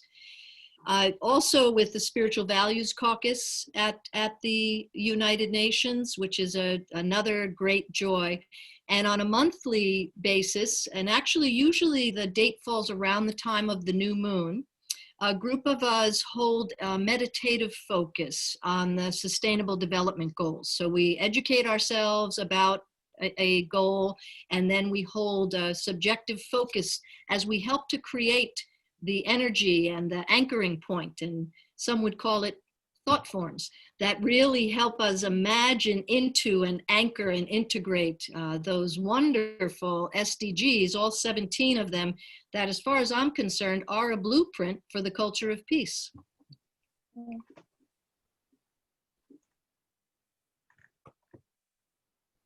Okay, great. We've got a thank you, Dot, for the spirited speech and singing. Yep. I loved when Saul said that. That made me laugh again. But that has been part of our signature, I want to say. And to everyone, thank you everyone who is tuning in from all over the planet and who will be watching this recording. You know, joy is a special wisdom. And when we have the capacity to express through our hearts and unite our hearts across distance and stand in that inner knowing, because peace begins within each one of us, right? And then to the outside. When we have that capacity and to stay in that joyful state, we begin to realize that that is actually at the heart of peace building. As stressful as life can be at times, it's an outer pressure. The great shift for peace builders and peace workers occurs when we learn to live from the inside out. So thank you for that comment. And again, joy is a special wisdom. Can I add one word? Please. Please. Yeah, as they say, Dot, happiness is an inside job. Exactly. Happiness is an inside job. I love that. Dot, it's Judy. I don't know whether you can see me or We whatever. can hear you. Yeah. Yeah. We Can can hear you you. tell us a little bit about the Global Silent Minute and the origins of that for everyone on the call? I would love to, Judy. Thank you for the question. And I will say up front that beginning this evening in about an hour, if any of us at the top of the hour then for 24 hours can take 1 minute of silence, there's going to be a global peace wave. Silence as action on the International Day of Peace at 12 noon in every time zone. And at 12 noon New York, we will be via Zoom through peaceweekend.org at the United Nations and in the Church Center Chapel with Reverend Dion. So anyone who can join us anytime tomorrow, she'll have the chapel open via Zoom through Peace Weekend from noon to 3 p.m. So in 1917, 2 officers were lying on a battlefield just outside Jerusalem. And one said to the other, "Wellesley Tudor Pole, I am not going to make it through this war. I've had a vision. But you will. And I see an even greater war coming on land and sea and air. And you, Tudor Pole, please find a way to invite me and all those on the other side, millions of us, an army of goodwill.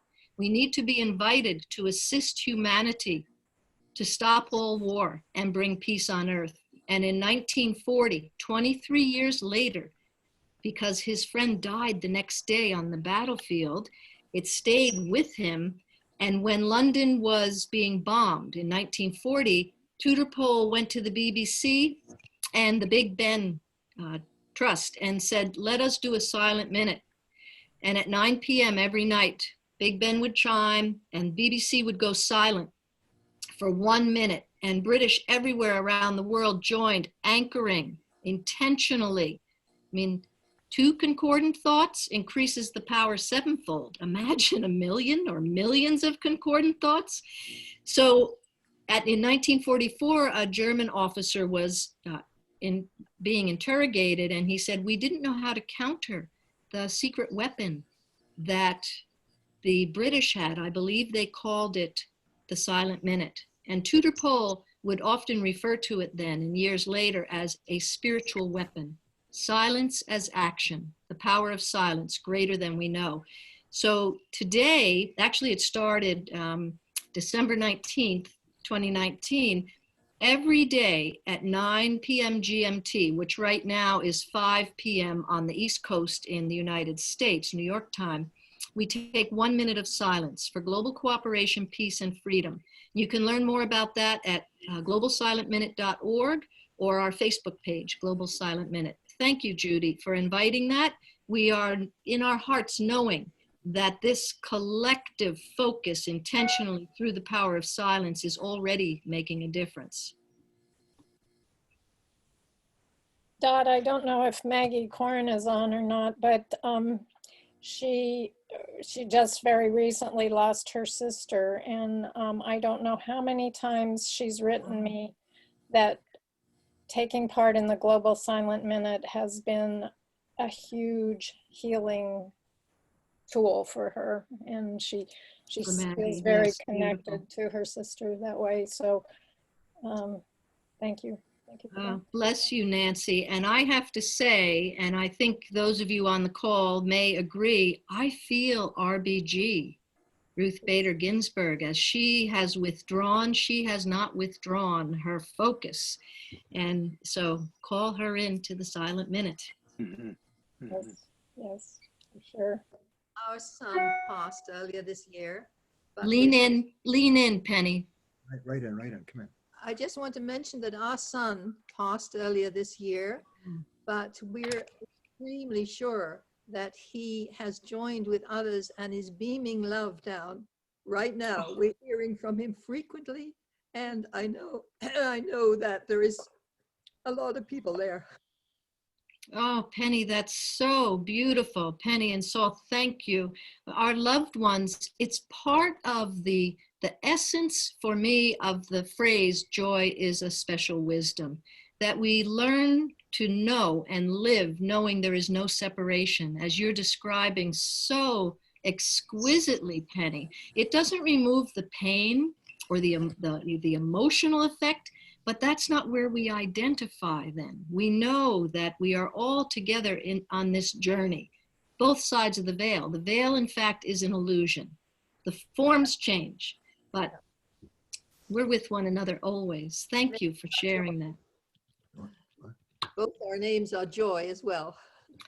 How lovely. Yes. Thank you. You Thank all. you. I just want to remind our participants that the event was shown to be ending on the hour, but we're keeping the line open for about a half an hour for anyone who would like to stay with us and have more Q&A or discussion. We can open mics when people raise their hand, etc. But I wonder if we should bring the event to a close and then continue on with everyone who can stay. Beautiful. Thank you so much. Thank you. So Thank you. Kendra wanted to Everybody. speak for a minute on closing this segment.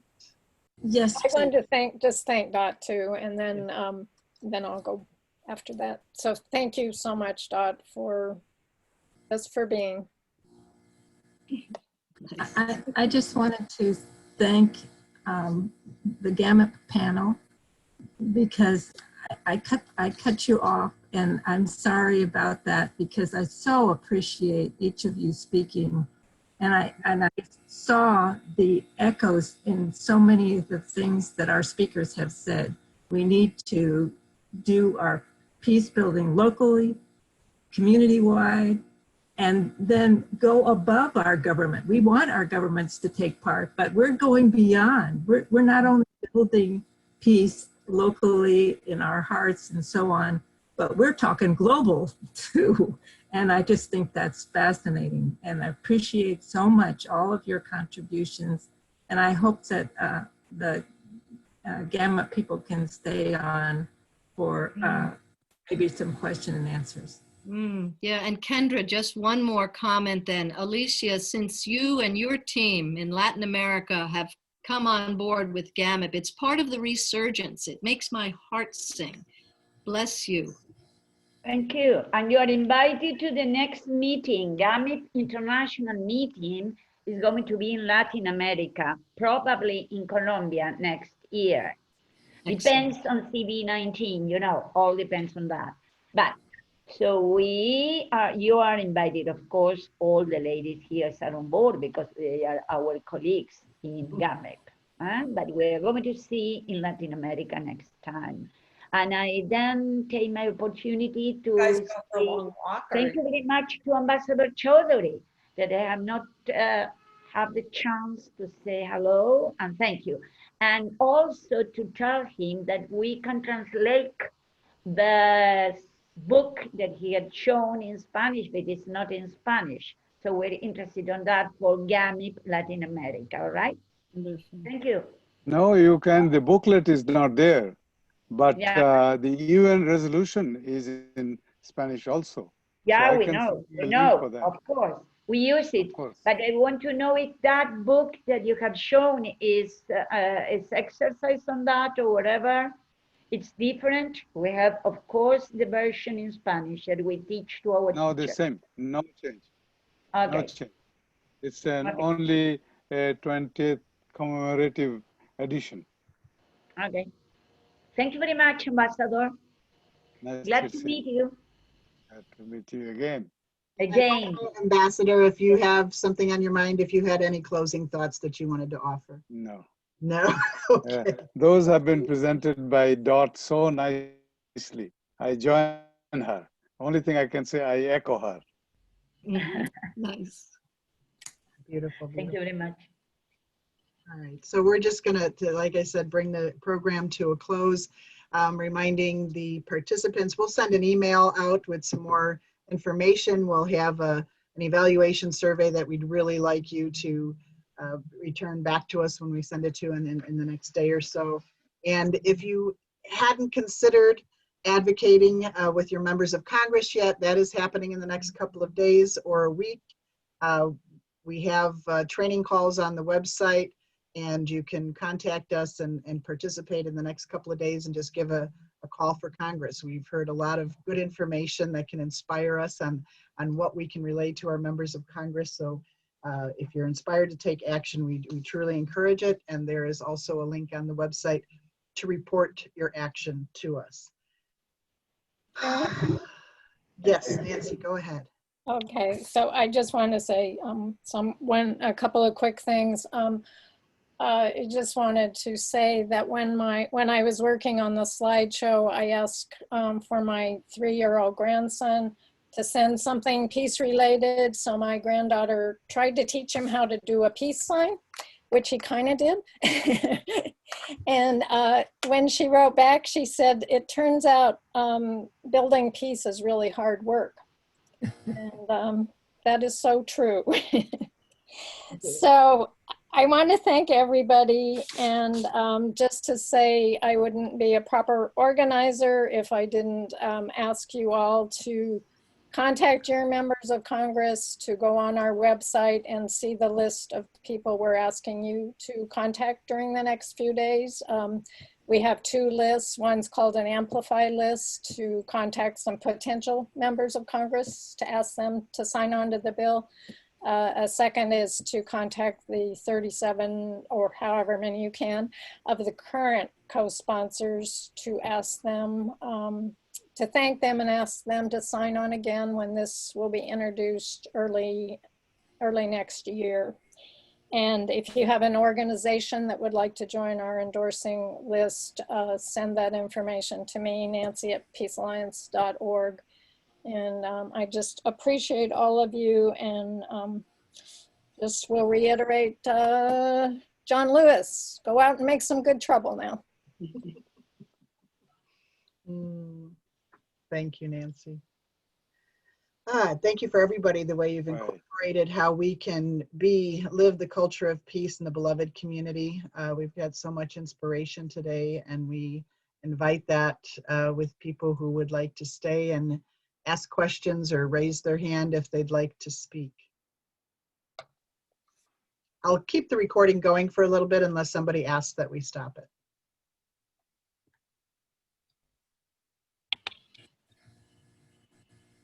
Okay, anybody? Anybody here would like to talk anymore?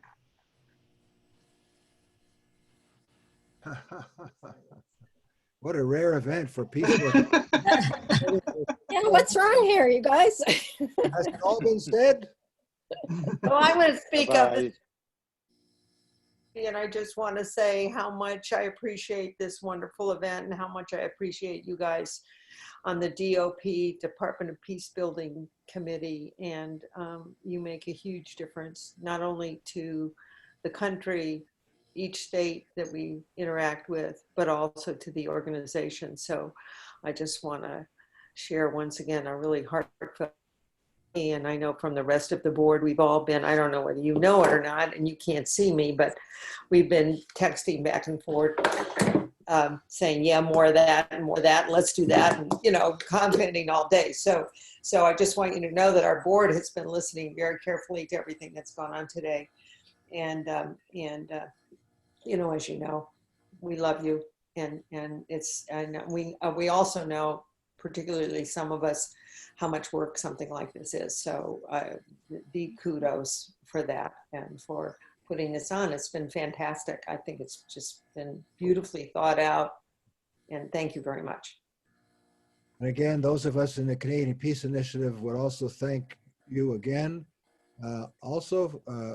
Particularly, as I mentioned earlier, for the origins of our movement here in Canada, as the founders really of the modern movement for departments and ministries of peace. And my heart goes out to all of you. Let's keep working. Let's keep on, as I think Nancy or someone said, let's keep on keeping on, which is actually a 1960s phrase, but it's still very relevant today. Yep. Bye for now. Signing off. So they say AP makes a village. And thank you for being part of the village, everybody. And big thanks to Karen for Definitely. all her work, keeping us going today. Thank you. Welcome. And everyone on the committee. This was truly a collaborative, everybody put forth effort to do different parts, and a lot of people did a lot of work. So it was really great to have the shared experience on this event in these uncertain COVID times when we didn't know exactly what was happening, and it just came together beautifully. So yeah, it's good to be a part of it. And Terry, do you have anything you'd like to say? No? Nothing that hasn't already been said. I'm just so grateful to all of you for all of the effort in this and all of the beautiful, fabulous speakers that joined us today. It's just a remarkable, remarkable day. Thank you. Yeah, thank you. Karen, I want to say something, may I? Yes, please do. First, I forgot to mention, which was a big mistake, that in Latin American chapter for GAMIP, we are 3 persons working very hard. That it is Marta Pailet, Estela Tustanovsky, and me. So there are 3 conveyors in the region working together, putting the same spirit and the same strength. That is first. And the second, that it is quite interesting, is the way that we organize the chapter. That we organize it by a participatory call. So first, what we did is to call organizations and young people to come. And then we explain all about GAMIP International, the goals, the mission, the objectives, etc. And then we make a kind of brain drain, seeing what they want to do, if they want to stay, etc. So the result is, and that is in this very moment, GAMIP Latin America is in 8-9 countries, which is in 3 months, which is quite quick because we have started 3 months ago. And they are more or less 40 young people, 40, coming from different social organizations, from the academia and from the governments. So they are young officials of different local governments. So we decided not to make a kind of traditional structure to put a president, a treasurer, a secretary, blah, blah, you know, as all the organizations that we have, but to make a kind of participatory call and then a participatory organization. So we are not divided in commissions, but in cycles. So we have the education cycle, where we dialogue, the development cycle, the economy cycle, and the international relations cycles. And so we work in that way, divided, and then join together, and then divided and joined, meeting every 2 weeks, every 2 weeks. So the organization is developing with the people at the same time than developing, of course, at the national level with the organization, with the international structure. So we kind of invent this way of making a new organization by a different way. We are going quite well. We don't know if it's going to continue being well.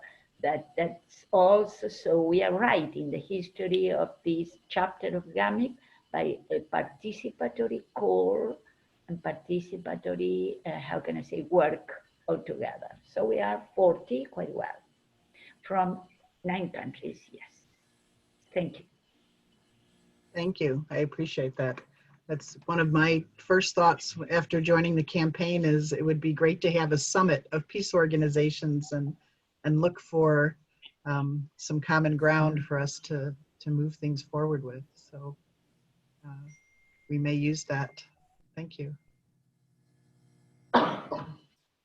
Fernando, you also worked along at the committee, right in the trenches with us. Did you want to say anything now in closing? Yes, first of all, I would like to say thank you to all of you for accepting me with my internship. It's a great opportunity to meet you all, and I'm looking forward to continue the relationship after my internship. But I really enjoyed the work and the vibes that you all have. It was gratifying to work for this event. It has been. So thank you. I may have missed this. Just a question. Fernando, where are you from originally? I'm from Chile, Viña del Mar. Santiago? Where? Yes. I'm sorry? You have to be with us. Really? Yeah. Thank you. We get him. That's like a natural match. Yeah. He's our citizen now. That's okay. That's okay. He must know people. I pick him. Thank you very much. Anyway, I have to go feed grandchildren. I gotta go. But Nice to thank meet you you. very Nice much. You know, Deborah wants to speak, and we do have a question in the room. Bye, Judy, if you need to go. About what are the elements of the culture of peace? I wonder, did we just lose Anne? I was going to ask her that question, but we'll, I wasn't sure if that would take a document or if Anne had something that she could reveal right off the top of her head. Deborah, you should be able to speak if you unmute. There you go. You're able to speak now. Hi, yes, thank you. Thank you, Karen and Andrade and Kendra and Nancy and Anne and Carolyn and everyone, Pat, everybody. This is awesome. I was able to come in on video for the first segment in and out, but I stayed on the phone in the second and the third. I plan to send the recording out, the link to the recording of the program. I plan to send it out to the congressional offices and emails. And so, you know, the staff and maybe the members of Congress can watch it as well. So I think that would be really awesome, you know, if they get to listen or watch this program today. Thank you, Deborah. And I'll just remind, we still have a total of 31 people on with us. And if anybody would like to speak, you can raise your hand or you can put a question in the Q&A. Both are still open. I think with the webinar format, we can't switch over to where we can see everybody at once, but we can at least hear your voice if you want to raise your hand.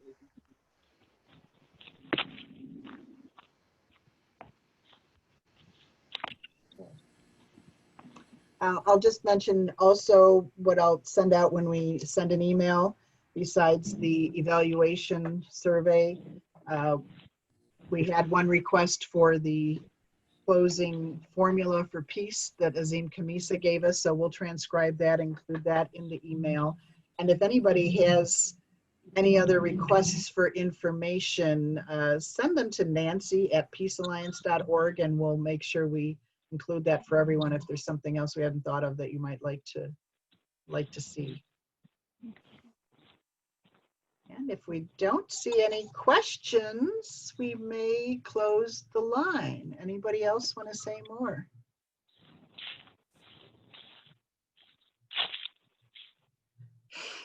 Yes, thank you, Karen, and the tech gods for cooperating as much as they did. Okay. Oh, and this is Deborah. Can you hear me? Yes. Okay. Yeah, just remind everybody about the congressional meetings that are going to be on the on Zoom as well tomorrow and Tuesday. I think 3 tomorrow, 1 Tuesday. And I want to ask, do we use the same link and number as today to get into those congressional meetings? Yeah, that's a good question for everybody else too then. This is a separate event because we were having the speakers as panelists. So tomorrow and Tuesday, when we have the Zoom conference room reserved, that is one event, one continuous event from Monday and Tuesday. So there's the flyer that we have has the separate registration for that, or you could go onto the Department of Peace website page and register for that. For anybody who hasn't been involved in a congressional meeting before, you can just go on during the times, and we have those meeting times listed on the website right now, and listen in and see what it looks like to be in a congressional meeting. Right now, they're all with staffers, but that's what most of the meetings are. Every so often, we get to meet with an actual member of Congress, but usually we're meeting with the staffers, and then they bring the information that we shared with them, or the request. We always make an ask back to the representative, and then we follow up and get feedback on what they had to say and what the next steps are. So you are welcome to join for those calls, even if you're not involved, if you want to put your toe in the water, so to speak.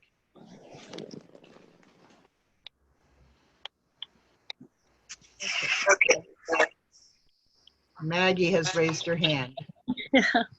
Hi, I have narcolepsy. You lost me for a little bit, but anyway, I'm back, and I just want to. I got a lot from Rita Marie's discussion. I mean, all the speakers were just absolutely wonderful, and but Rita was talking. You know, talking to our congressman, it's like, why don't they have the courage to do what's obvious? Sign on to this bill. And the thing is, Rita brought it out quite clearly that they don't feel safe. They don't feel safe to do that. And somehow, maybe that's what we've got to do. We've got to make them feel safe to be able to come out and say, yeah, I'll co-sponsor this bill. I don't know. It's just something that occurred to me when Rita was talking. Yes, no, I agree 100%. I've said the people, the co-sponsors we have right now are really peace pioneers. It's not quite popular yet, but yeah, it has, yeah, or they create their own safety, but it is something to look at on how we can have that conversation. Yeah. Hi, yeah, this is Deborah. Another reason too that we've had some give us is that they think it will duplicate the State Department, or they think it will undermine the State Department, and that's not true. So, but some people really believe that. So there are some members of Congress, or who have believed that.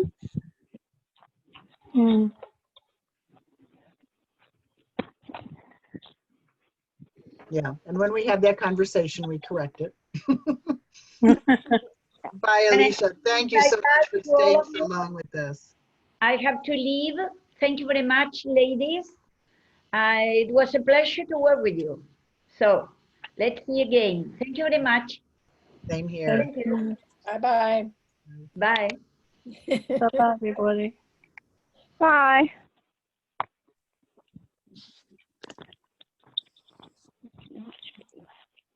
much, please. Let me see, did we have? Yeah, so we'll address what the elements of the culture of peace are in our email.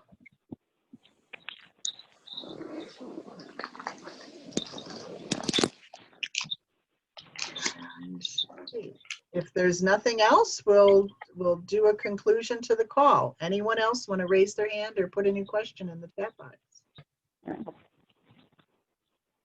Someone has asked, when will the recordings be available? We're going to get them onto YouTube channels and links.